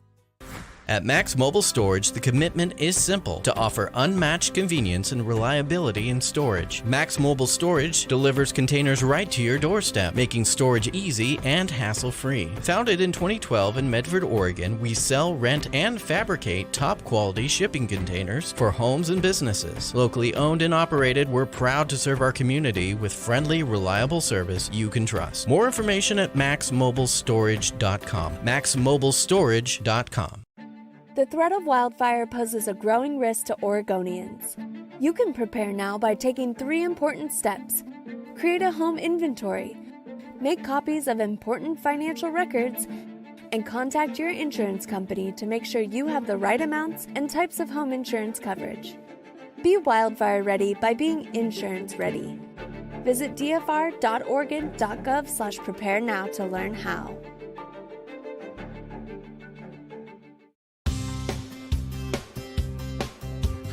Welcome back. 23 minutes past the hour. Someday, if we ever leave the cameras on, we need to. Yes, it would be a podcast. That's what it would be, right? Well, there you go. Yeah. Turn into a podcast. All right. Good morning to you. Well, our session in the state of Oregon, our legislature is in session, on the odd years. They're in for 6 months or so, and in the even years, they're in for about 35 days. So we're winding up the special session. A lot of nonsense going on up there, especially as it relates to the citizens' referendum to no more taxes on gas. By the way, I'm going to show you this little picture taken at a gas pump. This is at an Oregon gas pump. The federal tax is just under 2 cents. The Oregon tax is at 4 cents, and they want to add another 6 cents to that. And the people of Oregon, through a citizens' referendum, said, no, we're not going to do this. 93% of Oregon's polls said they don't want this. And finagling with the supermajority in the state of Oregon is trying to move it from the general election to the primary election because of low turnout, notoriously. It's being challenged in the courts. We'll see where this goes. But if it is on the May primary, and let me just say to the governor, we're going to show up unlike anything you've ever seen before because you're not getting the message. No more taxes. Right. All right, yesterday, this is very important. The state now is getting involved in trying to take ownership of the Moda Center in Portland. So apparently the city and the state want to rescue this. It's quite the center. It's where the Trailblazers play and all that. Yeah. But it's been said, I don't know if this is true, that it's the oldest unrenovated NBA arena. I don't know if that's true or not. And it needs to be updated to modern expectations, okay? It generates about $670 million a year in annual receipts and employs roughly 4,500 people. So the state wants to go into partnership with the city and own the thing, and then going to put together some bonds over the next 20 years to raise $365 million to fix it or to update it. You ever been in there? You know, I was just thinking about that. I have been in there. But you want to know something? Here's how old I am. I remember going to see the Portland Trailblazers in the old Rose Garden. And I'm looking at this and go, wait a minute, it needs renovation already? Yeah. What does that say about me? Well, I'm checking my pulse. Yeah, that's right. Check your foot. Thank you very much. Okay. The other thing that our legislature is doing during these special sessions, this is amazing. Of course, I would expect this. I just think I need to bring it to your attention. House Bill 4127. Here's the headline. Oregon is taking a stand to protect health care access within the passage of HB 4127 in the House. The bill ensures that the state funding for Planned Parenthood remains intact. Oh. And you know what? Now, I didn't spend hours looking for this, but I briefly was looking around yesterday and all the reports on this story. Yeah. Not one of them mentioned how much money this is. Of course. You know. Right. Okay, so just to let you know that your legislature is in full force up there. All right, let's take a look at Wall Street for this Thursday morning. Thank you, Preston. He has smart lawn. His wife has ice cream. What a combo. Yeah, Twin Peaks over there. Yeah, you don't have to mow your lawn. You can go get ice cream. There you got go. time. You spend more time eating ice cream than you can mowing your lawn. I love it. Yeah. All right, the Dow's down 400 this morning. However, the Nasdaq is up 33 and the S&P down 12. So this up and down thing, this 1 foot on the gas, 1 foot on the brake, is still somewhat expected during all of these activities. Gold's down a little bit, but still $5,112 an ounce. Silver's at $82.77 an ounce. And crude oil is down, but back up a little bit, $79.88. I will say this. I expected crude oil. Now, look, gas prices are up across the country, and boy, the Democrats are trying to shove that down the president's throat. Yeah. But they were expecting it to maybe get into the 90s, and here it is just below 80, and we're only in this, I say we're only into this, don't misunderstand me, but we're in this 6 days now. We're not even a full week yet. Yeah. So right. I'm surprised the numbers are kind of doing this, which means they're still looking for some footing. Yeah. So anyway. Okay. Well, we saw the battle over the War Powers Act, a vote that the president won yesterday, but Senator Mark Wayne Mullen of Oklahoma joined Mornings with Maria, and he talked about this vote, and he responded to this clip of Secretary of State talking about the War Powers Act. This isn't the right time for this. I mean, no one, I don't care if you're a Republican or a Democrat, no one can deny that Iran has been a threat to the United States for 47 years, since November of 1979, when they took 66 students or 66 hostages, all the way up till June of 2025. They have been attacking the United States, home and abroad if they could, and they've killed thousands and injured thousands. And so to deny that they're not a threat is impossible. But the process to which the Democrats want to complain about what President Trump is doing here is the same Democrats that's been silent when Joe Biden did the same thing and Barack Obama did the same thing. Yeah, and we should point out that the last War Powers resolution that passed in 2020 was over the fatal drone strike against Iranian General Soleimani. And, of course, it was vetoed by President Trump. So whose side are you on here?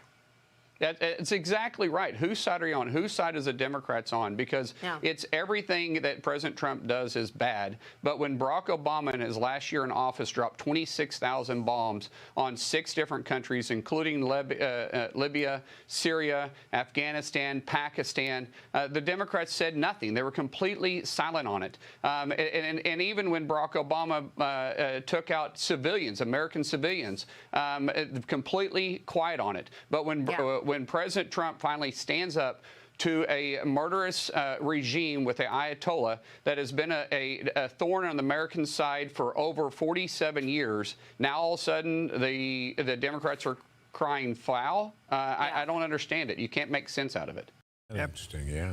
Yeah, can't make sense out of nonsense.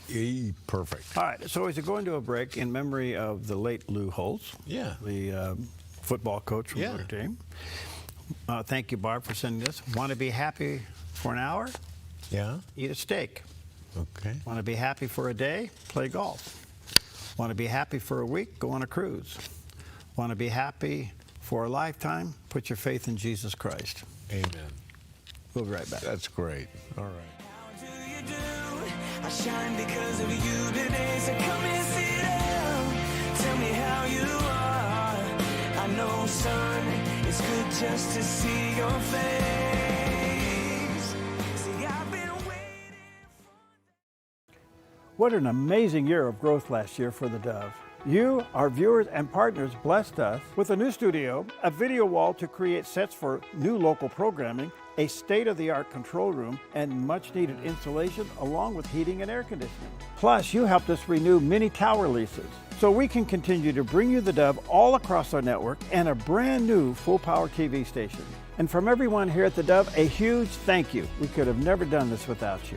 Your prayers and support is allowing the Dove to bring the gospel, encouragement, and information to millions more people needing the hope of Christ worldwide. We appreciate you standing with the Dove prayerfully and financially in our mission to reach people with the good news via television, radio, and streaming online. Thank you for your continued faithful support in keeping the Dove encouraging and informative 24 hours a day. The Dove TV streams worldwide on Roku and Apple TV, plus online at thedove.us. Applegate River Golf and RV Resort, a pristine 9-hole course alongside the Applegate River. Their clubhouse offers a golf simulator experience. The RV resort is adjacent to the golf course with convenient pull-through parking. Applegate River Golf and RV Resort. Information at applegateRV.com. At Sweet Tea Express, we've got you covered. Order at the counter and our friendly service staff will do the rest. Burgers, salads, sandwiches, barbecue platters, sides, and more. Smoked, grilled, and served to perfection. Sweet Tea Express. Breakfast, burgers, and barbecue.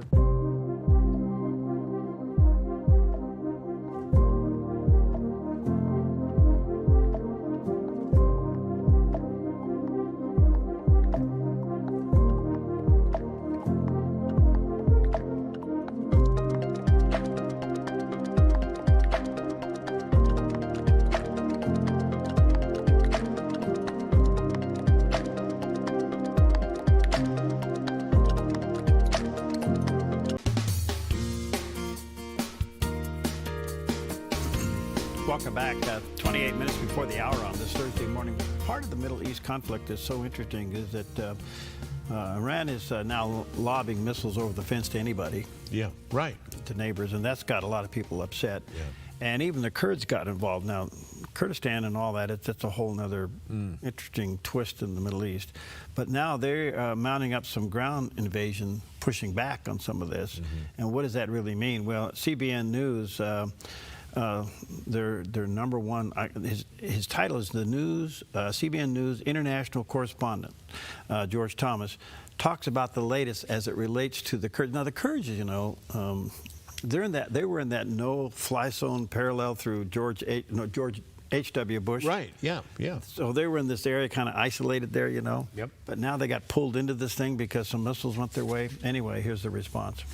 We have breaking news out of the Middle East with regards to the war in Iran, and this story involves thousands of Kurdish fighters. Well, George Thomas joins us now. George, you're headed off to the region literally in a few hours, but tell us what's going on here in the Middle East. Yeah, in the last couple of hours, Raj, I-24 News, based out of Tel Aviv, came out with this really shocking report that, as you said, thousands of Kurds have launched an offensive into Iran. If you look at, and people are thinking, wait, what? The Kurds? Where? How is this possible?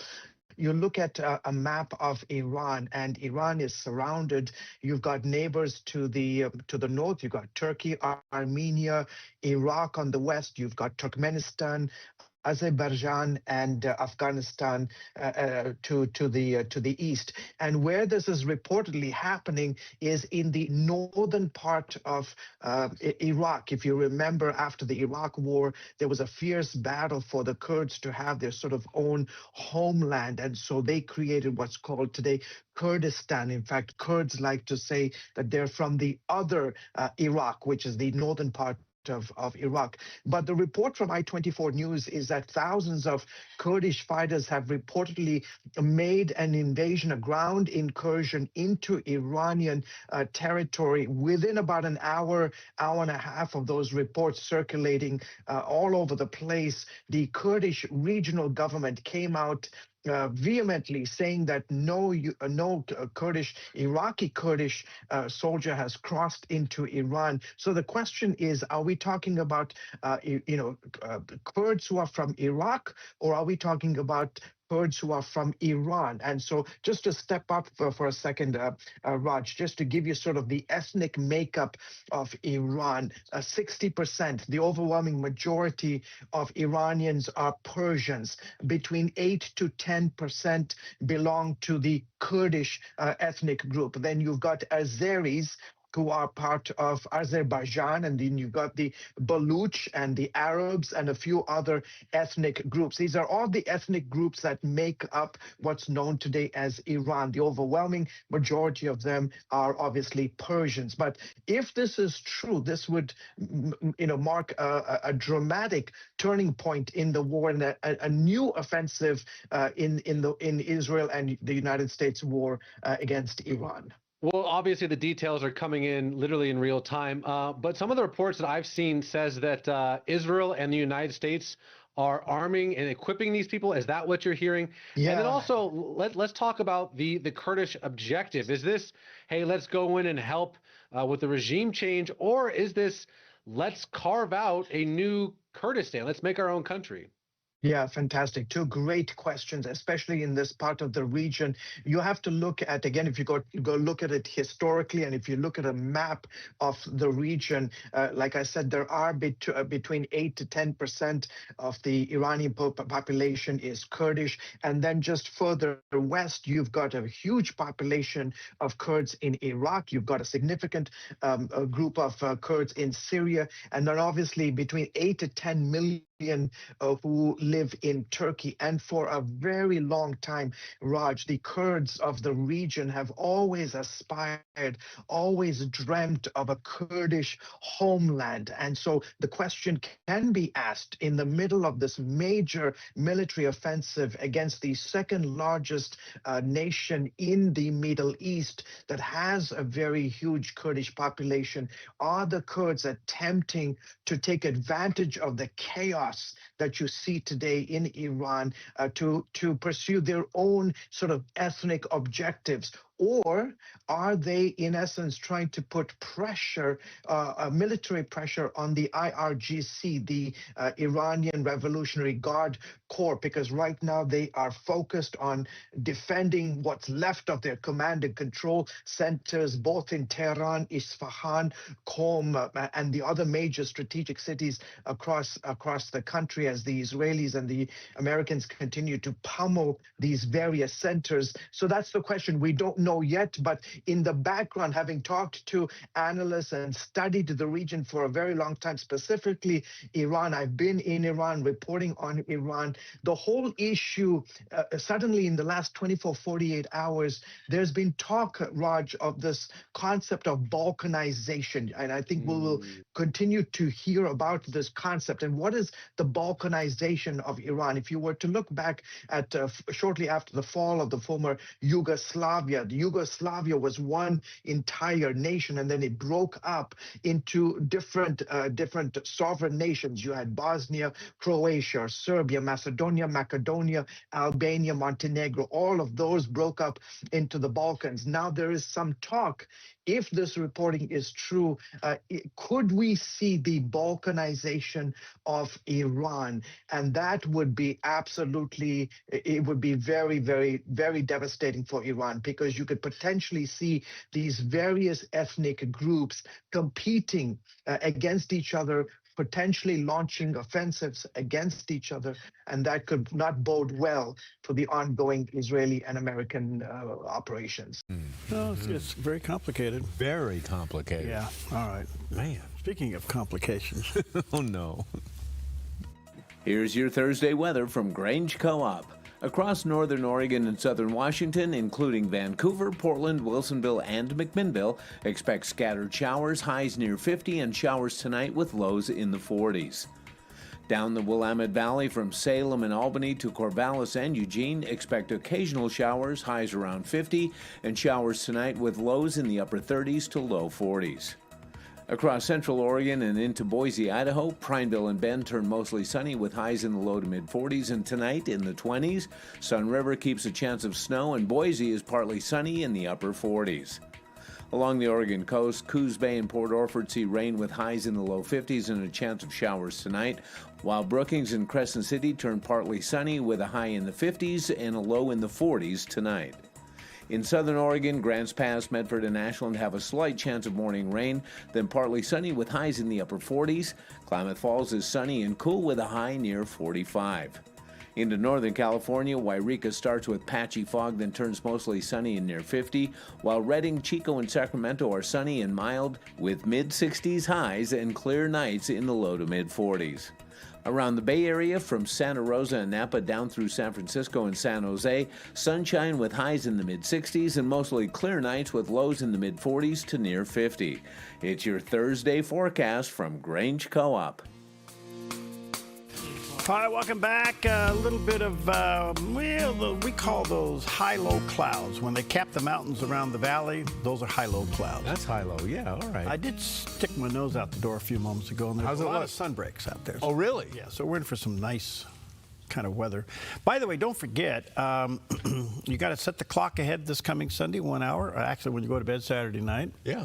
And then we're only a couple of weeks away from spring. March 20th will be the first day of spring. I'm so glad we're springing forward. My truck has been off since we fell back. Now the clock will be right again. And you're still late to things. Come on, man. Here, your truck's an hour ahead, and you're still late to things. Pam? Hey. You need some Cheezos or whatever. She loves it. She sits down in the passenger seat of the truck we're going. She looks at the clock and she goes, "Are you serious? You can't even move your clock?" No. Ask a grandson to do it or a granddaughter. Exactly. Yeah. All right. Hey, I was really impressed, Perry, when we were watching the CBN News thing. Raj Nair, he was talking about some of the history of the area there. History that none of us realize, or many of us don't realize. But then I thought, well, that's not much, because many of us don't realize our own history. And we have certainly been talking about this year, our country turns 250 years old. And this event that happened on this day in history certainly played into it, and it changed the course of history in our country. A crowd of colonists angry over British taxes and military presence gathered on King Street, shouting and throwing snowballs, stones, and sticks at British soldiers. The confrontation escalated, shots were fired, and 5 men were killed. Among them was Crispus Attucks, a dock worker of African and native descent, who is remembered as the first to die that night and later honored as an early black martyr of the American cause. The event became known as the Boston Massacre. Patriot leaders used engravings and pamphlets to stir outrage, portraying the shooting as proof of British tyranny. Though tensions had been building for years, this moment galvanized colonial resistance, uniting many behind the growing call for independence. 5 years later, war would erupt, but for many, the road to the American Revolution began with those shots on a cold March night. And interesting, too, because, talking about the sense of fairness in our country and due process, there was a future president by the name of John Adams who was a practicing attorney in Boston at the time. He was the guy that defended the British soldiers in court against murder charges, and all of them were released except 2. Yeah, interesting. History. Yeah. All right, that's pretty interesting. All right, coming up, well, right now, Jack Kane, let me rephrase that. General Jack Kane, yeah, yes. 4-star general. He's been all over the news the last couple of days, primarily since the war, the operation has broken out in the Middle East. He's quite a guy. I did watch him a couple of times yesterday, get a little upset with some of the hosts asking dumb questions. Is he getting a little tired or just? I think he's getting a little tired. Okay. But on the other hand, his insight and depth of knowledge about what's going on is pretty remarkable. But there's a theme every time I've watched him on the air lately that he has been mentioning. And he said, folks, never before in the history of the world have we seen 2 nations' military join together. The 2 top militaries in the world have come together, and Israel and the United States. Yeah. So anyway, here's a little bit of his take on what's going on over there. When we started the campaign, before we had air superiority, we used standoff musicians like Tomahawk. We can deliver tomahawks from the air and from the sea, underneath the sea, and on the surface. And we were delivering precision-guided strike munitions like you just saw. That PRISM is an Army system replacing ATACMS, but this one goes longer, more lethal, and more accurate. What we have now, we don't have to use those standoff systems that are not as lethal as gravity precision systems. Now we can fly any place we want to fly, and we own the air completely. So most of our bombing from here on out will be gravity bombs, which we have unlimited stock of, almost 500,000 pound, 2,000 pound bombs. Very precise, but obviously we can bring in big bombers that we normally wouldn't bring in to do that kind of work, and other fighters as well. Yeah. And we're not worried about them being exposed. So they will fly literally all over Iran doing that. And I like the fact that Hegseth, you know, breaking the will of your opponent is the objective of war. Yeah. You got fighter jets flying over your territory 24/7. That starts to break your will, believe me. Yeah. And that's what we're about now. Good question. Okay, so the other thing I think that comes from all of this, there is no way that this just instantly was pulled off. This tells me that this operation has been on the drawing board for months. Yeah, yeah. And maybe even before the bombers went sent over and took out the nukes earlier. Okay. But there was this contingency plan, if and when this had to occur, that these two nations, but also these two militaries, were working together. This thing, the precision of this is just remarkable. Amazing, yeah. And the modern technology, it just kind of blows your mind to see how direct and succinct all this stuff is. And combined with the level of intelligence that they have, it's amazing. It is simply amazing. So anyway, I think it's put the rest of the world on tilt, especially the other nations. Yeah. It also, you know, you have to ask the question about Russia's military. Yes. They've been in Ukraine now for all this time and they can't finish the job. Right. Supposedly, whatever their job wants to be, and basically take over the country. And that's not happening. So here we are, less than a week into this thing, and we pretty much have wiped out the biggest threat in the world. Yes. Yes, and you know, we look at this as a regional conflict, obviously much more than that. Look to what's going on in China. Xi had just lost cheap oil from Venezuela and now from Iran. Right. Oh, my goodness. And they were the chief suppliers of missiles to Iran. So all of this is, the residual effect of this is catastrophic. Yeah. And no wonder the market's doing this. Yeah. Oh, yeah. And it probably will for another week or so. Okay. Anyway, where was I going with all that? I have no idea. Me too, but it was fun going. You're into this cheesy noodle thing that you want to fry your I fish want in. to do fried fish and cheese doodles, yeah. All right, so if you roll your fish in the egg batter, then you roll it into the cheese doodle crunchies. Right. Does it take away the fish smell? Well, okay, here's the deal. Fresh fish doesn't smell. There's a whole bunch of silence. If my fish smells, I don't want to cook it. Now you're right. There is everybody can notice the aroma of fish. But if fish stinks, it's bad. Okay. That's it. All right, we're going to take a bad fish break.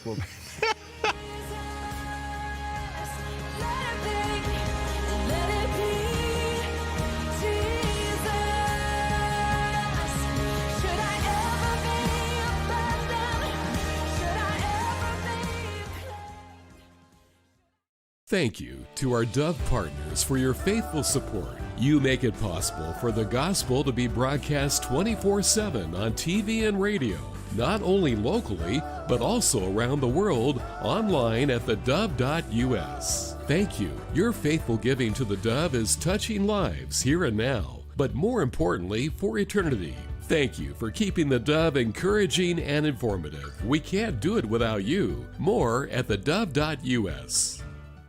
Finding that next great series to binge watch is fun, but your neck, shoulders, and body don't count that as me time. Hi, I'm Tamara Miller, owner of Organic Element Spa, and I invite you to put down the remote, get off the couch, and schedule yourself some real me or we time with your favorite service, like one of our many massages, couples massages, or facials. Your health, safety, and comfort are always top priority with us at Organic Element Spa. We can't wait to see you. Book your appointment today. The Lennox iComfort S30 thermostat can sense changes in your environment. It even knows when you come and go. So now your home's most important system is also the smartest. Metal Masters can give you the smartest home comfort system available. It knows when you're away and adjusts when allergens and humidity get uncomfortable. Trust Metal Masters to provide perfect air for your family.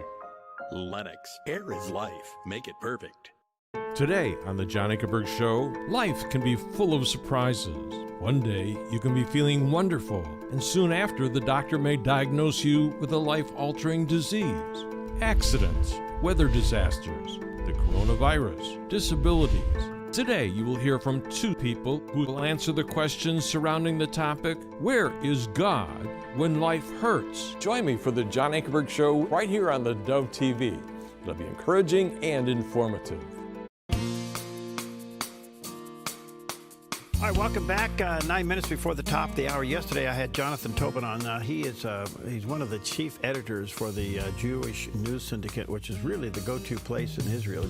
JNS.org, I think is the website, if I remember right.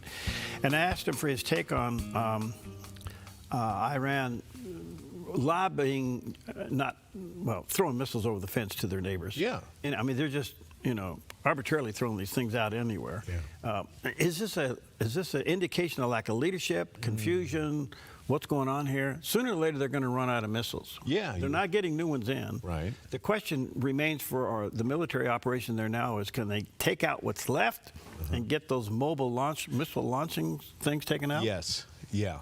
And there seems to be quite a few of them. That's their last area of defense. Right. Some of them are like Toyotas and oh gosh, in the back of I know. It's amazing. It's pretty amazing. But the thing of it is why would they be lobbing missiles over the fence to an ally? Yeah. So here's what Jonathan Tobin had to say about that.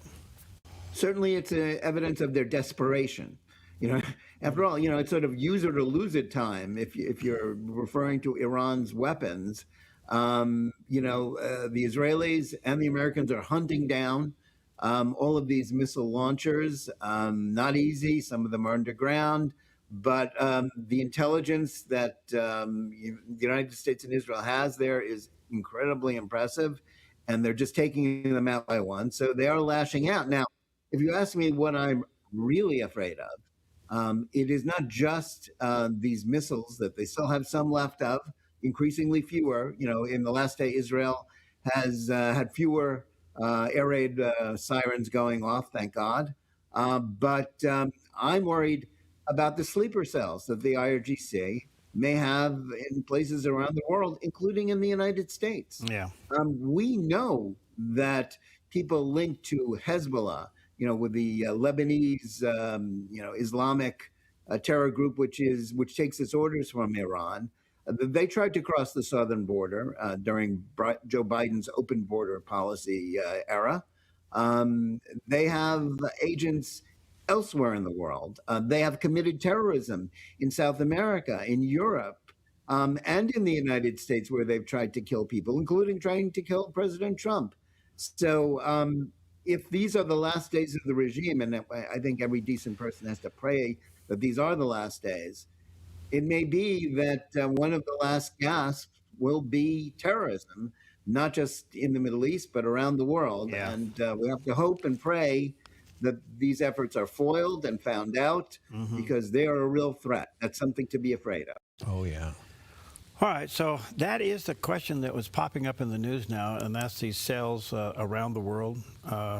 Like maybe in the UK, yes, because they allow the coexistence of Sharia law. Right. In the United States, now, would this be an opportunity for the cells, the radical Islamic cells that are in the United States? Would this be an opportunity for them to change their mind? Right. And be westernized? Right. And live? And live. But we don't understand the mindset of jihad. Yeah. And how they've been trained and brainwashed to kill people. Right. And I would say to all of us, no matter where you live and what you believe and what you do, be vigilant, be on the outlook, see something, say something. Yeah. But that is the unknown factor. And they're saying now that the Ayatollah had literally written out plans to be carried out if he was taken out. Oh, really? Yeah. Oh, I didn't know this. So the loyalists obviously are going to do this. Yeah. And in their religious thinking is that there's some special glorious thing for them in the afterlife if they pull it off. Right. So that's the mindset that you're dealing with here. So it's tough, and I think we need to be really on the alert here. Well, and I think especially so, you mentioned the terror cells, but that also that goes along with lone wolves, and we just saw that play out in Texas. In Texas, down there in Austin. Right. Yeah. And so if you see something, say something. That I think holds true more now than ever before. Yeah. So we're in a time, and you mentioned the Great Britain connection on this too. Obviously, they're letting us use some of their bases now because they were allowed to. Britain and France have changed their mind. Are they going to get internal? Or Spain, excuse me. You think they'll get internal pushback from their Muslim population? Yes. Okay. So that's part of the problem, and that's probably why they did not want to give us access to the base. Yes. That shows you the influence. Europe is really close. The UK is very close from losing. Western Europe is on the edge. It really is. Yep. All right. Well, that reminds of the great scripture of all time, John 3:16. For God so loved the world that he gave his only Son, that whosoever believes in him shall not perish but have ever life. Everything's about the value of life today. Check out John 3:16. Amen. Since 1934, Grange Co-op has been more than just a store. We've been a cornerstone of our community, owned by people like you. We proudly offer top-quality farm and ranch supplies, including our own Rogue feed, as well as workwear, Western apparel, garden essentials, and pet care products. By signing up as a Grange Rewards customer, you not only enjoy exclusive benefits like special offers and 1% back on most purchases, but you also become part of something bigger, a cooperative that you own and help shape. Join Grange Rewards today. They're fun-loving twins. They love God, hunting, and pranking each other. Join the Hamptons for outdoor adventure every weekend on Twin Factor. Brought to you by Black Flag Armory in Medford and Grants Pass. Truly excellent service. I'm Susanna, and I contracted KA Designs to do custom cabinets throughout my house.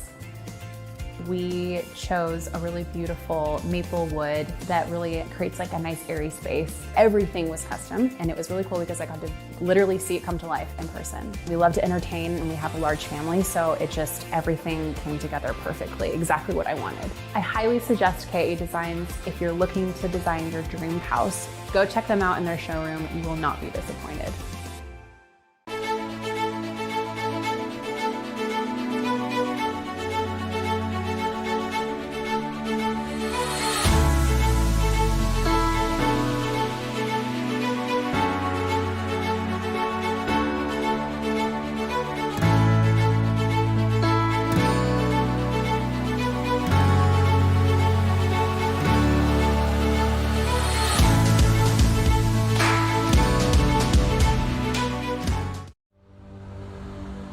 A ministry moment on the Dove. Now notice when Jesus called his disciples, he never hid from them the fact that to follow him meant suffering, persecution, and death. We have a great deal of what someone has called cheap grace. Easy to follow Christ. Easy to get in the church. In Jesus' day, he called them to suffering. He didn't call them to a playground. He called them to a battlefield. He called them to war, spiritual war. And he said, you're going to suffer, and you're going to be wounded, and you're going to die in my cause. Because the world is going to reject me. This world that's dominated by evil and sin will reject me. A ministry moment on the Dove. You're watching the Dove TV, encouraging and informative for Yuba City and Northern California. Seen on KYUB 15, KKPM 28, and these Dove TV affiliates.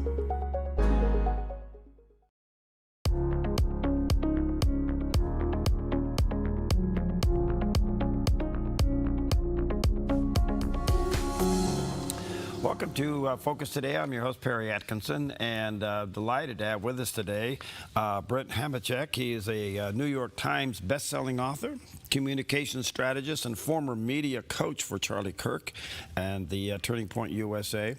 He's authored several books, and the Decidedly Speaking, Changing the Words, Change the War, and bring decades of experience in political messaging, cultural analysis, and media strategies. There's a picture of the cover of the book there on the screen. And he does have, excuse me, a website, BrentHamachek.com, and you can check out the website as well. Brent, good to see you today. I apologize for my voice. I'm still recovering from the NRB. Not a problem. It's good to be here. Thanks for having me. You bet. First of all, tell me about your work with Charlie. Well, I was sort of the one lucky enough to get picked by Charlie Kirk when he was just about turned 19 years old, and was introduced to him at a dinner by a friend of mine, a contemporary in age who had met him, who thought, for whatever reason, that I'd be able to help him. Now, I couldn't imagine how. I mean, I had my own business consulting practice. I wasn't in the world of political organizations or not-for-profits. But he insisted on setting up a dinner, and so we spent 3.5 hours together one evening here in the Chicago suburbs, and there were 5 people at the table, and as I often say, there were really only 2 of us. And that was in October of 2013. Turning Point was just about a year old.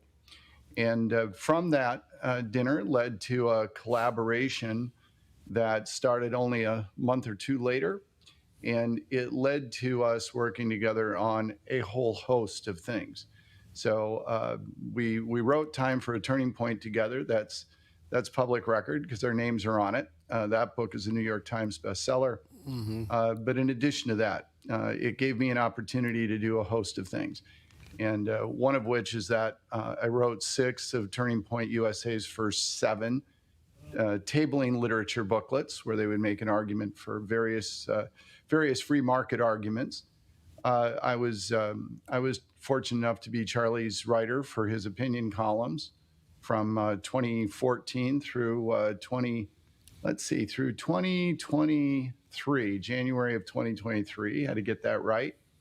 And then Ghost wrote some short books for him, and then finally did training for him and for the Turning Point students in persuasive communication. And the media coach thing, I did that. We worked on his media appearances from 2014 through 2016 together. And I also had the privilege to be his, private tutor, teacher, whatever it might be, for political science. Wow. So quite a wide background, and people, they can be very nice and they'll say, wow, I really appreciate you did great work and all those things. And I said, look, you're doing this backwards. I'm the one that's grateful because Charlie was going to be a phenomenal success no matter who worked with him. And I just happened to be picked. And so because of him picking me, it allowed me to go on and do a lot of really great and fun things in my career. So I'm the one with the gratitude, and I'm the one that was fortunate. So those are the highlights of this story. The background was pretty extensive. That's beautiful. Brent, keeping it a little bit simple, what do you think was the spark about Charlie that captured the attention of so many people? Well, first of all, he was brilliant. I mean, in the true sense, the word's overused, but he was legitimately brilliant.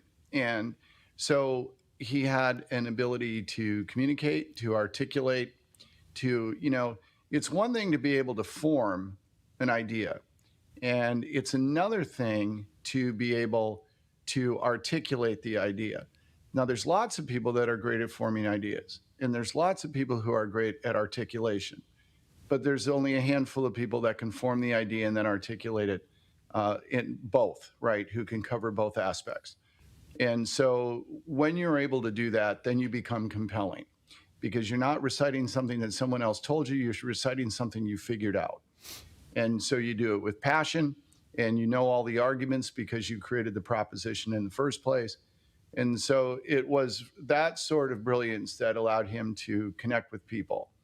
And, at first, he had a great advantage, too, because he started doing it at a very young age. And nobody does that, right? So what happens then is that you're disarming.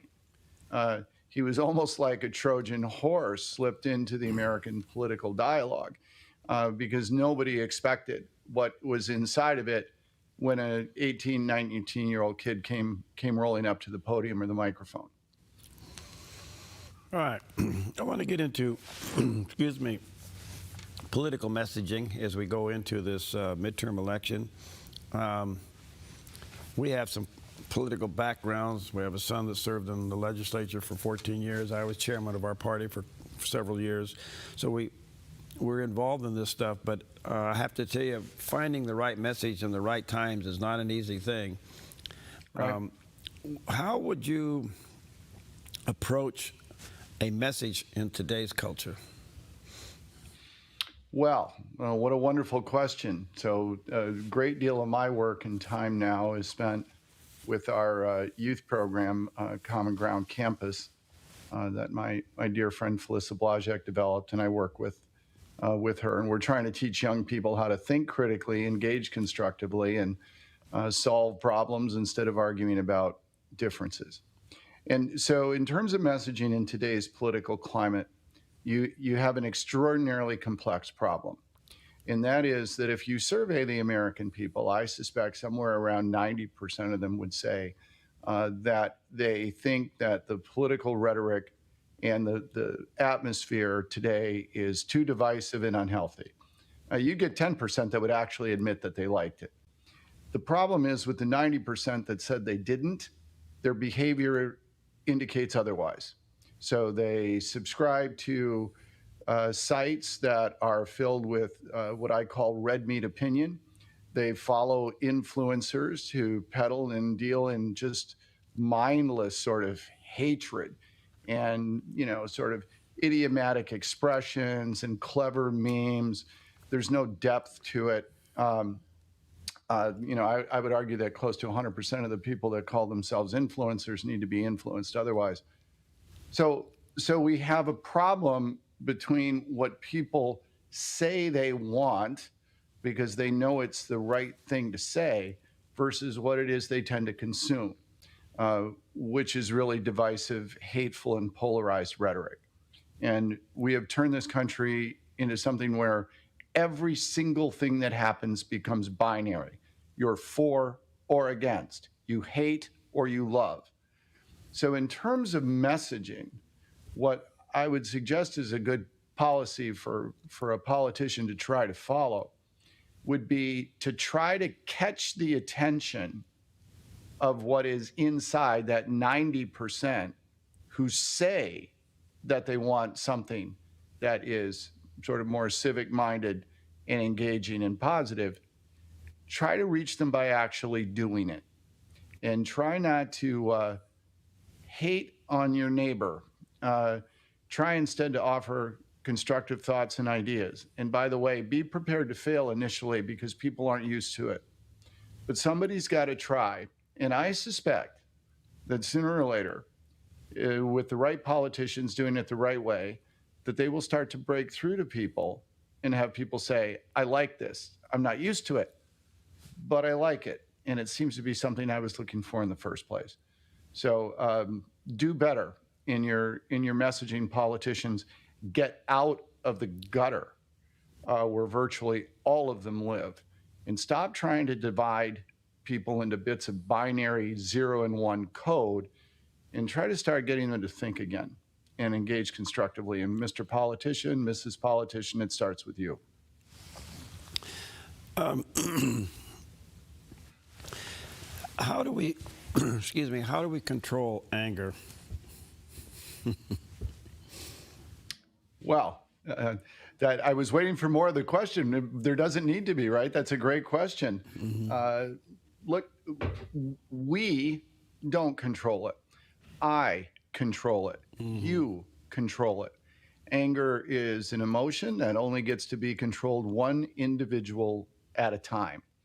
And so the problem we have is that our political climate, using the resources I mentioned a moment ago, what it does is it is deliberately trying to tap into the anger piece. Anger is a great motivator. Politicians know that. Influencers know that. And so they always say that sex sells. Well, in today's America, hate sells. And unfortunately, the only way to control anger, again, is one individual at a time. So try diaphragmatic breathing, try thinking before you talk, take less caffeine maybe as I sip on a cup of coffee, but make efforts to control your own anger, which is an emotion, and replace it with reason. And see if you can't take that deep breath and drop your pulse rate before you step into the public square or into the dining room or living room for that matter. Is fear still a selling point? Fear always has been and always will be. It's interesting because, of course, every prepper in the world knows this, right? We prep based on fear of a natural disaster, an EMP, or whatever else it might be. And when you tap into fear, you're tapping into another great motivator to get people to follow along and behave irrationally. One of the things that's mentioned in Dissidently Speaking is talking about the fight or flight response. The fight or flight response is something instinctive to us that's meant to be lived in for a matter of seconds in a severe situation when we need to make an instant decision regarding our survival. Fight or flight is not meant to be a state in which we live permanently. And when you live and dwell in it permanently, your psyche's not really built for it. And really bad things start to happen. And I think, you just talked about anger, you talked about fear. I think too much of what happens in our public square today is being dominated by the manifestation of those two things. And those are emotions we're supposed to experience for a split second when something really matters to our survival. We're not supposed to live in them 24/7. Yeah.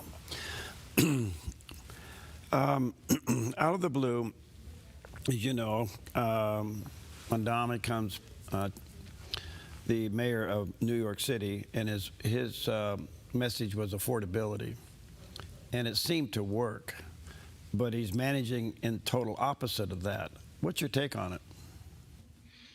Well, another fun question. I love all the questions. These are fun. So first of all, Mamdani ran on what is a very, very classic socialist message. We live, by the way, in a socialist country. That's not an argument to make. It's a factual statement. We have extraordinarily large government, large corporations involved in planning, managing, and overseeing economic, political, and social activity. So we live in a socialist country, ran on a socialist message in a city that's been increasingly socialist for many decades. No surprise that he got elected. Of course, then there's the funny thing when you do get elected. Much like his adversary on the national level, President Trump has discovered, when you're elected in the United States, you actually aren't elected king, right? So you have to govern. You have either a House and a Senate or a city council, and you've got all the realities of systems in place and procedures and entrenched bureaucrats doing things a certain way. So his issues, problems, what seems to be doublespeak on his part, to go all Orwell on it, very predictable, very predictable. But the big thing to take away about him is that he was elected in the first place. And so the inconvenient truth about Mamdani is that while in governing, some of his behavior has to get adjusted because of realities. It doesn't mean the message he shared to get elected has changed. And it doesn't mean that the people that voted for him didn't vote for that message. And that should be extraordinarily concerning, that the people in the largest city of the United States have continued a migration towards a more collectivist idea of governing. When we swung from President Biden to President Trump, it was a huge swing. I mean, a huge swing, and the numbers were obviously big, both on the Electoral College and also in a popular vote. And two different approaches, two different messages. What was it about the Trump message that resonated? Well, I would suggest that I would challenge your premise a little bit. Okay. So, with regard to Trump's victory over Biden, it was by historical standards pedestrian. And let me back that up. So, a lot of people like to equate the feeling about Trump to the feeling about Reagan, right? I hear that a lot. So, let's compare. Let's go back to 1980, Reagan's first election, and let's look at the last 12 presidential elections. All right, so Trump's electoral victory this past election comes in 8th out of 12, 8th best. His popular vote margin is 9th, and only 3 are worse. The 3 are Bill Clinton over George Bush in 1992, but remember that was the Ross Perot election, so that distorted the numbers. The other one was George Bush in 2000, the famous Bush v. Gore election. And then finally, the other one was Trump's 2016 win over Hillary Clinton. So he did not get a majority of the American vote. He got 49.8%. So by all measures, this idea that his election victory reflected some radical shift in America just simply isn't borne out by the numbers. It just isn't. And then you have to add to that something else. He arguably ran against the worst nominee since the 1930s and the Republicans that were thrown up against FDR. I mean, Kamala Harris is sort of the female equivalent of the medieval village idiot, right? She's just not terribly bright, very unappealing. She was a bad candidate when she ran for president. Nobody voted for her. And so Trump didn't have a big mandate. He didn't have a big majority. He didn't even get a majority of the vote. So the answer to your question lies in what I believe is an adjustment in its formulation. This was not a radical shift. And that is why Trump finds himself today in so much difficulty in terms of the view of voters on his policy. All right, good point. Because he didn't come in with a giant mandate. All right, let me take a quick break. Check out Brent's website, Brent Hamachek. There's a picture of his landing page. And Decidingly Speaking is his book. Check that out as well. Available online and where books are sold. We'll be right back.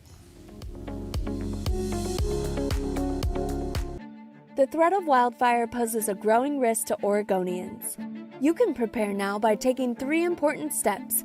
Create a home inventory, make copies of important financial records, and contact your insurance company to make sure you have the right amounts and types of home insurance coverage. Be wildfire ready by being insurance ready. Visit dfr.oregon.gov/prepare now to learn how. Buying or selling a home can be stressful. It's one of the biggest decisions you'll make in your lifetime. That's why it's important to work with someone you trust, someone who has the right experience and knowledge of the market. Hi, we're Patrick and Paulina Leiser with Leiser Real Estate Group. And whether you're looking to buy or sell a home, our mission is to take the stress out of the transaction and make it as seamless and rewarding as possible. Contact us today. We look forward to working with you. The Pregnancy Center in Medford is a place of hope, providing free pregnancy testing, ultrasounds, options counseling, and support to help women make informed, empowered choices. The Pregnancy Center is growing, hiring registered nurses to join our compassionate team. Work in a supportive environment where you can truly make a difference. No ultrasound experience? No problem. We'll train you in limited ultrasonography, a valuable new skill set for your career. To learn more, visit thepregnancycenter.us. Thepregnancycenter.us.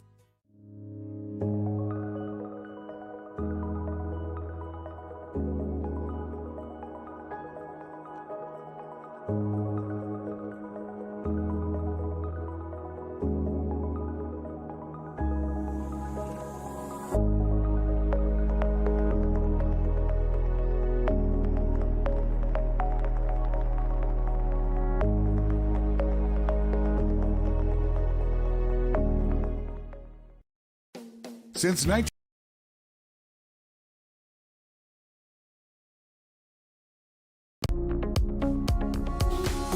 Okay, welcome back. What an honor to have with us today Brent Hamachek. He's the New York Times best-selling author. His latest book, I think you'll find to be a must-read, Decidedly Speaking, Change the Words and Change the War. He's all previously a media coach for the late Charlie Kirk. There's a picture of the cover of his book on the screen, and he does have a website, BrentHamachek.com, and there's a picture of his landing page. Again, Brent, thank you for your time. And I want to play off the answer to your last question, because as we head into this midterm election, it seems to be that the president's message is the economy. The Democrats' message is anything and anybody but Trump. Where does that leave the American people?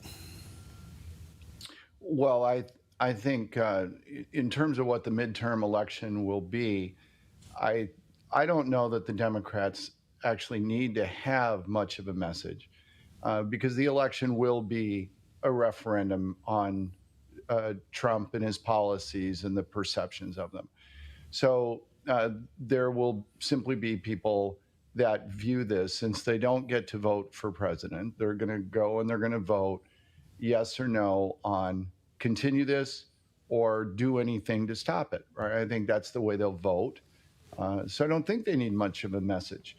You know, I've been a salesperson for 40 years, and I've, taught sales, managed sales teams, given keynote addresses, and so on and so forth. We're always taught, don't sell using negatives. It's this old rule of selling. And like every other rule, it's generally right, but not always. And so I think in this case, the Democrats will go out and the message is going to be a negative message against Trump. I live in Illinois, so we're filled now with political ads that because it's the primary season, and all of the Democrat messages are on television are messages against Trump. Right? It almost says nothing about their opponent, except if it tries to tie their opponent to Trump. So I think that'll be their message. And, Republicans in the House and Senate, they have a difficult challenge. And I like to point out to people that there are two aspects to policy. There is the what and there is the how. And in my mind, they're equally important. They're 50-50.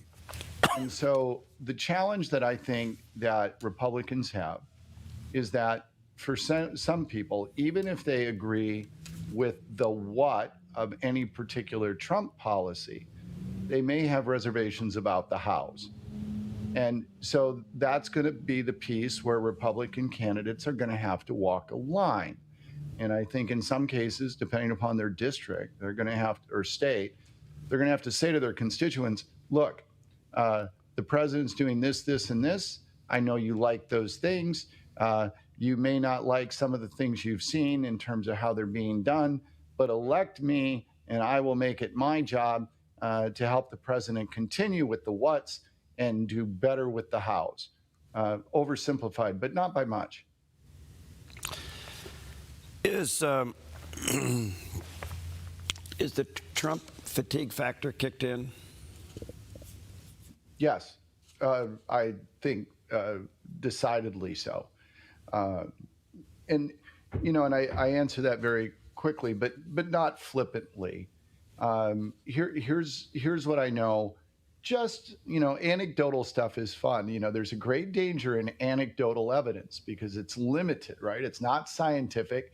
It's distorted by who you're close to or what you might read. But I can tell you this, that most of the people that I know who are friends, most of them, not all of them, happen to have voted for Trump.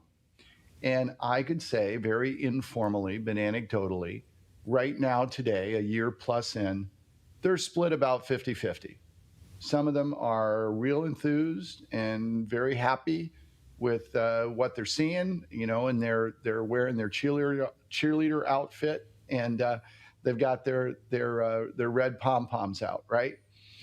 And the other half are looking at me and saying, what is going on? What is he doing? And so if I'm getting that anecdotally just from a sampling of friends who voted for him, and then you look at polls and you look at other things and reactions, you can start to get a sense that there is a fatigue factor going on. One that in all fairness, I don't think it's a controversial statement to say, one that he contributes to significantly because of his rhetoric. Last Friday being a great example after the Supreme Court decision. That wears people out. Yeah. So that was my next question. You kind of answered it. Is it policy or personality that's starting to wane here? It's both. So for example, I will not share with you, but I will hint at my own personal opinion that has nothing to do with anything, and I won't share it. But with regard to illegal immigration and what should be done, suffice to say, my personal opinion is, quite harsh, okay? So I'm not soft on this issue at all. But I'm not representative of the American public. And, despite all the derision of the whole no kings thing, forget the propaganda side. Of course, we don't live in a kingdom. We do live in a place where, people vote and you got to get reelected and so on. So if you take a look at ICE and the tactics they've used and the confrontations in the streets and the shootings, you look at all this, there are a whole lot of folks looking at that who are saying, hey, I think we do need to do something about this illegal immigration and the people that are here, but this looks a little over the top to me, right? And so it isn't just rhetoric, it is actually things that are being done. And again, I come back to the what and the how matter. And the how especially matters because we don't live in 1500 England where the king can simply eliminate dissenters. Right. The king or the leaders or the politicians, they have to get reelected, which means you have to pay attention to how people are reacting to what you're doing. You can't dismiss it.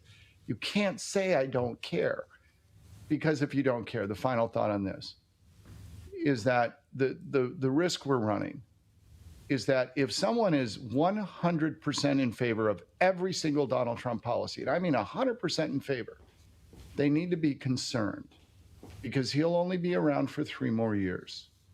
And if he cannot embed the idea of those policies successfully in the head of a majority of Americans, they won't just not continue, they will likely be reversed. So the how matters, and my hope is that we see some changes perhaps in tactics and techniques and rhetorics over the next few years. Brent, you're fascinating. I want to get you back, but what do you want people to get from your book? I want them to get the prime message, which is please flip 2 words in the English language. Turn declaratives into interrogatives. Please stop saying it is all the time and start asking, is it? And related to that, stop saying they are and ask, are they? Finally, get a really good mirror, stand in front of it, and stop saying I am and ask, am I? And I think if we can flip declaratives into interrogatives, we can start to flip the country into a more thoughtful place. Well said. Let me say to our viewers and listeners, check out his website, BrentHamachek.com. There's a picture of the landing page. Certainly get a copy of his book, Decidingly Speaking. There's a picture of the cover of the book on the screen, available online or where books are sold. Brent, thank you for your time. Fascinating. Hope to get you back soon. It was a real pleasure. I appreciate the opportunity very much. I'd be happy to come back. Okay, talk to you soon. Bye.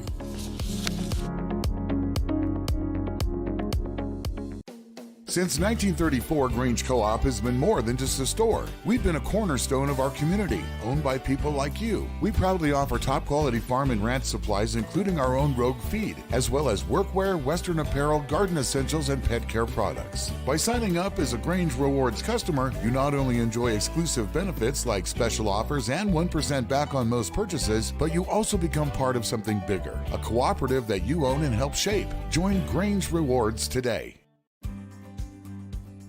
Stewardship begins with the knowledge that nothing belongs to us, but everything belongs to the Lord. This helps us to run a business not in the fear of lack, but in the assurance of His care and provision. Such a perspective eliminates the drive to sell and replaces it with a heart that says serve.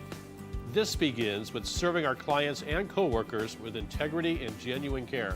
That's why McKelly's is automotive service with a heart for God and treating others as we ourselves would want to be treated. Our promise is to never sell our clients anything we don't believe they need. Another is to do all we can to meet other needs, such as shuttle service and loaner cars, or taking the time to really listen, even at times praying with our customers. Sometimes this means sacrifice, going above and beyond, but that's why I work for Kelly's Automotive Service, honoring God while serving people with honesty and integrity. Thank you to our Dove partners for your faithful support. You make it possible for the gospel to be broadcast 24/7 on TV and radio, not only locally, but also around the world online at theDove.us. Thank you. Your faithful giving to the Dove is touching lives here and now, but more importantly, for eternity. Thank you for keeping the Dove encouraging and informative. We can't do it without you. More at theDove.us.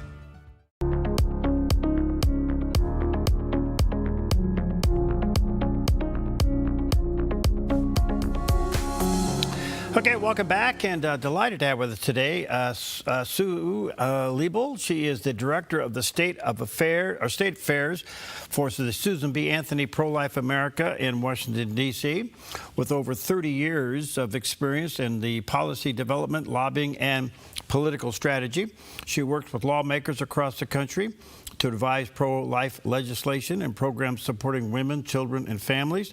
And previously, she served for over a decade as the vice president of Indiana Right to Life. There is a website, prolife.org, sbaprolife.org, and there is the picture of the landing page. Sue, good to see you. How are you today? Hey, I'm fine. Thanks for having me today. Oh, you bet. Good to see you. A lot going on in this world. How are we doing overall in the pro-life movement in this country? What's your 30,000-foot view? Well, actually, after the Dobbs decision overturned Roe versus Wade, the pro-life movement has had to kind of get reorganized a little bit. It's a new playing field where some states have limited abortion greatly. Some states still continue to have abortion all the way up until birth. And so it's now we have that patchwork quilt of states. But unfortunately, even though some states have limited abortion greatly, abortions are actually up in the United States, over 1.1 million last year. And the reason for that is that the FDA allows the abortion drugs to be mailed. And so sometimes what's happening is that doctors in other states or rogue websites that we don't know really where they're from are selling pills, and they're mailing them across into the borders of those states that have limited abortion. And that's what's causing all the lawsuits and causing all the trouble. Okay, I want to kind of unpack that because that's serious stuff. Yeah. So bottom line is abortions are primarily because of the pill, right? Yes. They're about 65% of all abortions today are done with the abortion drug mifepristone, which was approved by the FDA in the year 2000 with all kinds of safety protocols around the dispensing of that drug for women's safety and health. Has a lot of complications associated with it. As a reason, but the FDA under COVID allowed that to be mailed with no medical oversight, no medical exam. Why haven't we heard more about the horrific, effects or realization of the pill from women? Well, I think you haven't heard more because the mainstream media doesn't want to talk about it. And women who have abortions and have problems and all these complications aren't talking about it either. And so it's easy to keep this kind of thing secret. Also, the abortion industry doesn't want you to know. They don't even tell women when they send them these drugs the extent of the pain and the failure rate and the complications they're going to experience. We hear this from women all the time, that they didn't really tell me what was going to happen. They didn't prepare me for how hard this was going to be. So the drug itself, by default, has a 4 times greater rate of complications than a surgical abortion. So by default, women are going to get complications, they're going to get sicker faster using the drug than using the other kind of abortion. I don't want a woman to get any sort of abortion, of course. And I don't think abortion is a healthy, responsible alternative for her. We have better options for pregnant women to succeed. However, the drug, while it sounds easy, is in fact just the opposite. The complications, she gets sicker faster. And we also know from research and from data that emergency room visits have skyrocketed since the beginning of the use of this drug. Wow.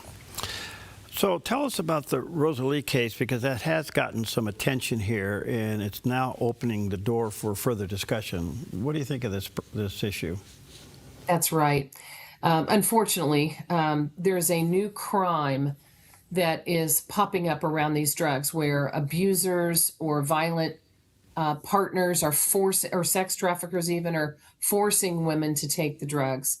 We are seeing cases all across the country now where he put the drugs in her drink.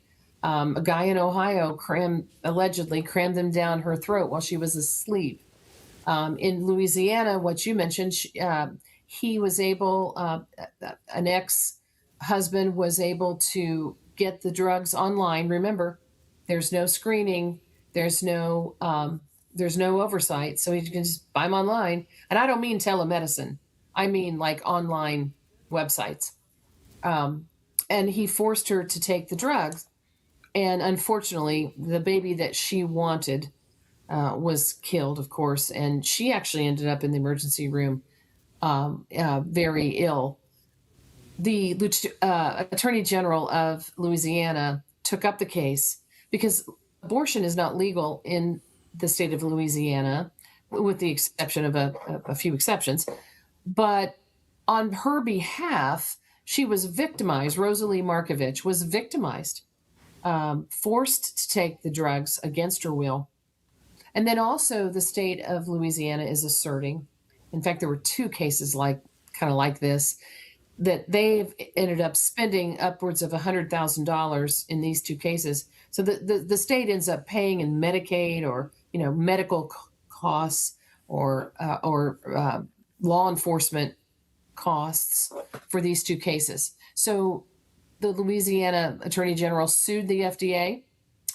The Department of Justice unfortunately said that neither one of them, the AG, the state of Louisiana, or Rosalie herself, did not have standing. And we're scratching our heads on that one. Rosalie was a victim. The state has obviously had an outlay of resources in these cases. This is not the only lawsuit, by the way. There are several states that are suing the FDA now for these very reasons. Texas, Florida, Missouri, Kansas, Idaho. There are several suits now pleading with the FDA to remove this mailing rule. It was under Biden that they, under the excuse of COVID, that the FDA began to allow the pills to be mailed without any medical oversight. Obviously, COVID is over. We need to go back to, at a minimum, go back to the original, FDA requirement that women get the pills in person. In fact, on that little piece of paper that you get when you get a prescription that you don't read, the FDA has a black box warning on this label and has specific rules and regulations for doctors who prescribe them. So we're asking, and states are asking the FDA to go back to the original intent, which was like you and I have to, when we get a prescription, go to a doctor, rule out pre-existing conditions or other complications, and go back at least to that standard. I'd like to see them pulled off the market altogether, right? Right. I would hope that no woman would do this, but at least we need to get back to where we were, where there was medical oversight. Well, part of this equation is just mind-blowing. In Rosalie's case, it was her boyfriend that got the pill online? Yeah. Men can go, because she doesn't have to go to a doctor, or she wouldn't have done that. She'd want to keep her baby. But because you don't have to go to a doctor now, you can just go online. So obviously Planned Parenthood, Aid Access, some of these abortion companies will mail them to you. But other websites have popped up that we think are from India or China or other countries that are just selling the pills. They'll say, buy 3 boxes and keep 2 in your medicine cabinet for the next time you think you need an abortion. It's just, it's all bets are off now. And it's the Wild West out here. A new crime has popped up. More women are visiting the emergency room now than ever, because we know that these drugs are more dangerous. And so we're caring for these women in the ER. We think it's a public health crisis. But nobody's talking about it because the abortion industry wants to sell more pills. It's been sold as being safe. What do they describe as being safe? Well, interestingly, Planned Parenthood has always said it's as safe as Tylenol. That is a bold-faced lie. You would never even do a study where you would put Tylenol up against mifepristone. They're completely different drugs for completely different purposes. It's just a marketing slogan, if you will. It's irresponsible. It's reckless, actually, because it lures a woman into thinking that will be easy for me. But you just have to follow the money. Yeah. With the FDA removing the in-person medical visit, anyone can sell these pills online now. Men can buy them. Abusers can buy them. You name it. They can, and that's why we're seeing forcing women to take them against their will. We're also just seeing so many more women are telling us, I thought it was going to be easy. They told me it was going to be easy. And then she winds up in her bathroom all alone. She's bleeding, and the pain is much worse than they told her. And unfortunately, she ends up passing the baby and sees that. And we're hearing story after story of the regret that women are feeling because they fell for the lie. And the lie is because the abortion industry wants to sell pills. And FDA is allowing that still. You described what I was trying to figure out how to say. So, but the fact of the matter is, you said it, and that is the shock and the emotion that sets up PTSD and everything else. Let me take a quick break. Let me say to our viewers, well, check out Sue's website, SBA Pro-Life, which stands for the Susan B. Anthony, SBAProlife.org. There's a picture of the website. We'll take a quick break. We'll be right back.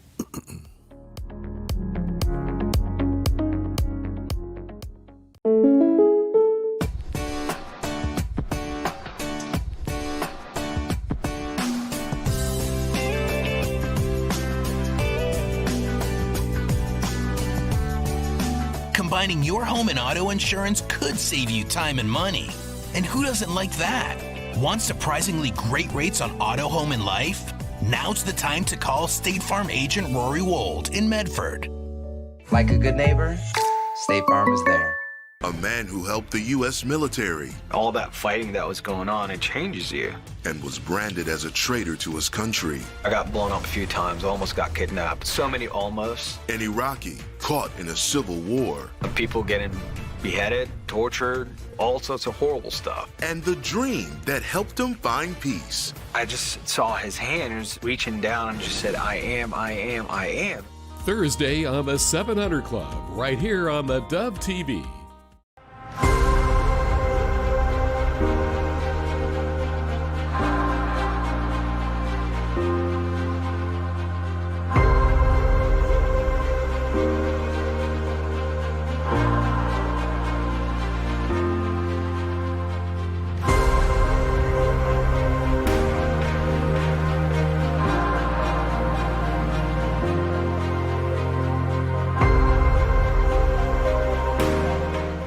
Thank you to our Dove partners for your faithful support. You make it possible for the gospel to be broadcast 24/7 on TV and radio, not only locally, but also around the world online at theDove.us. Thank you. Your faithful giving to the Dove is touching lives here and now, but more importantly, for eternity. Thank you for keeping the Dove encouraging and informative. We can't do it without you. More at theDove.us.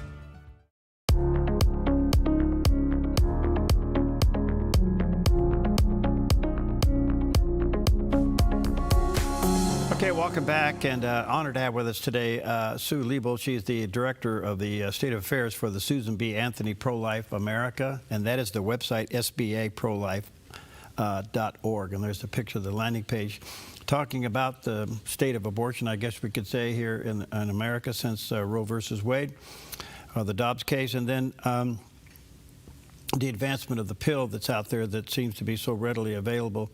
Sue, one of the questions that I just can't be able to process in my brain, how in the world, in ordering the pill, did the doctor get removed from the equation? Well, I can't speak for the President Biden, then President Biden, and the FDA, but I do know that the abortion industry was testing for several years the idea of mailing the drugs to women. This would greatly reduce their costs. You wouldn't have to have a building to go to. You don't have to have a surgical suite, pay a doctor or whatnot. You can just mark up the pills and send them in the mail. It happened that COVID was a great time or excuse to do just that, under the guise of women not having contact, and lots of things were shut down. Mm-hmm. And so that was the beginning of the end, if you will. That's when the FDA determined that women wouldn't have to get key medical, for example, if a woman has an ectopic pregnancy, which is where the baby unfortunately is stuck in the fallopian tube, that is not viable. In fact, it will erupt and cause the mother great harm. But if a woman does, and a woman can't know that she has an ectopic pregnancy unless she has an ultrasound, if she takes those drugs, she's 36% more likely to die, because she would think that the erupting of the fallopian tube, the bursting of the fallopian tube, would be able to. I took the pills and they told me it would hurt. And so that's what's happening. And then she's in a life-threatening condition by the time she gets to the emergency room. This was all an attempt to sell more pills by the abortion industry. Is this great? Unfortunately, what's happening is, after Roe versus Wade, states had the ability to regulate abortion in their own state, but the FDA still allowing that today is undermining the sovereignty of those states too, not only harming women, but never mind going back to the state laws, because the FDA allows it to go in the mail, and nefarious actors are sending it everywhere.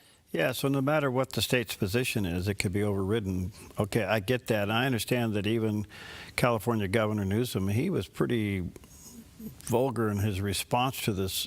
Yeah. Over the state rule thing. What's your take on that? I mean, he's obviously a stark defender of it, but the point being, his profanity was over the top. Yeah, he really said a dirty word, didn't he? So Louisiana, as I mentioned, Louisiana Attorney General is suing the FDA on behalf of Rosalie Markovich, so the victim.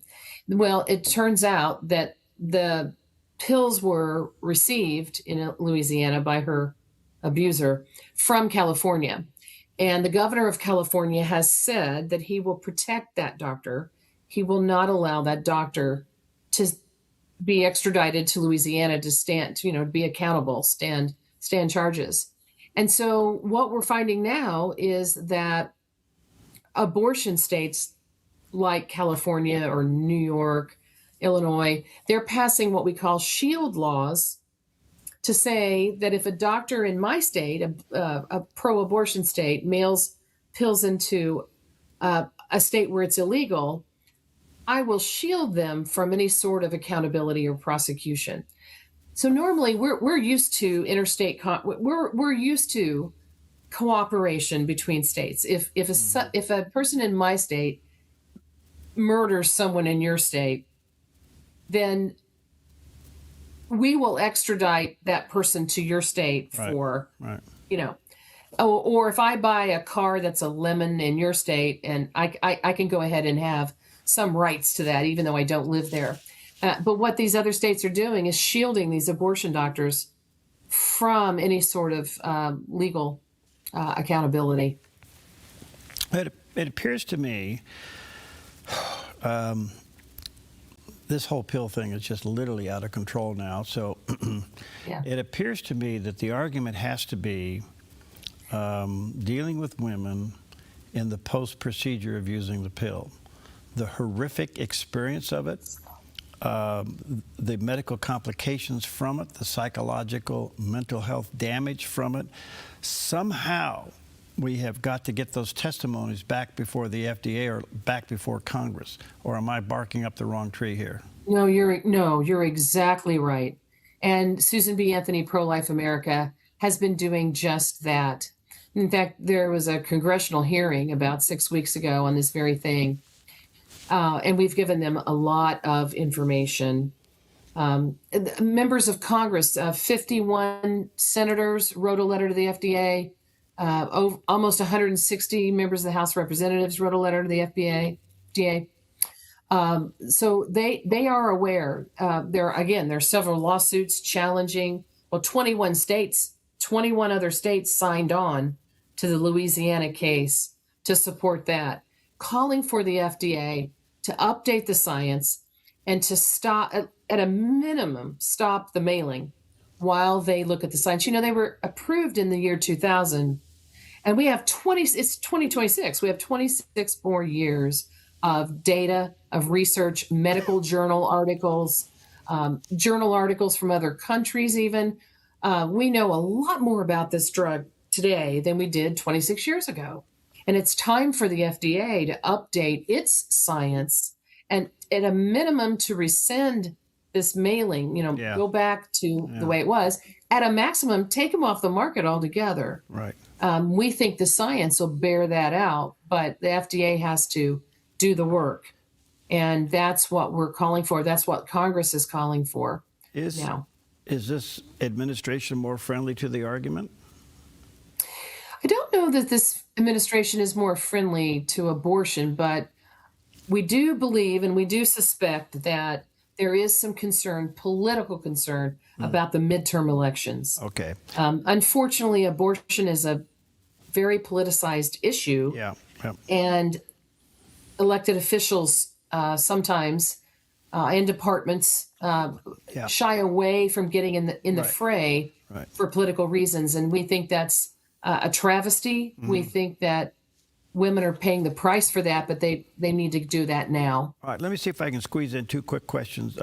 The first one is, there is a recommended timeline to use the pill. What happens if they exceed that timeline and they still use the pill? Yes. So the reason for that is it's up to 10, according to the FDA, up to 10 weeks. That's because the first drug blocks progesterone, which is when a woman gets pregnant, her body floods with progesterone. It's naturally occurring in the body to provide basically the food in the womb. When the baby gets larger than 10 weeks, it's harder for that drug to stop the progesterone, or the baby's already big enough that it won't starve it. Okay. So the first drug blocks progesterone and starves the baby to death, but the larger the baby is, it's already growing and it's harder to kill it. Gosh. Before the pill, years ago when we were all in this battle, we dealt with this subject called post-abortion syndrome. And there a lot of women that had an abortion didn't actually see what was going on, but they had the effect from what was going on, and most of it was emotional and psychological, very damaging. But now they see it. Has this given a whole new meaning to post-abortion syndrome? Yes, it is starting to. I'm hearing from some people in the mental health field that there is some PTSD happening out there. One of which is again, I've heard anecdotal. Mhm. I don't know that there's studies that have actually happened yet, but I do think there are enough cases to have one. But one of the things they're telling me is that some women are afraid to go back in that bathroom. There was so much blood and so much of a nightmare experience that when they go back in their own bathroom, they relive the experience. And so there is a PTSD response. We hear it a lot from women when they tell their stories. They're very brave to tell their stories, but they're trying to get the word out too. Well, I realize this is hard to deal with and it's gruesome to talk about, but on the other hand, It is. it's reality. And I really hope that people understand. Everybody thought, well, Roe versus Wade, this argument's over. It's not. And in fact, it's gone to a whole new level of evil, quite frankly. And I just want to say to you, Sue, thank you for your involvement and your tenacity and fortitude to stay in the middle of this battle. Let me sort of our viewers and listeners check out her organization, the Susan B. Anthony Pro-Life America, which is sbaprolife.org. There's a picture of that landing site. Go there, get informed, support them and what they're doing. Sue, thank you. Let's stay connected and pray that we can get a change in the FDA here. This is just horrific. It has to end. So thank you for your time today. You're so right. Thank you for having me. Okay, God bless you. Bye-bye.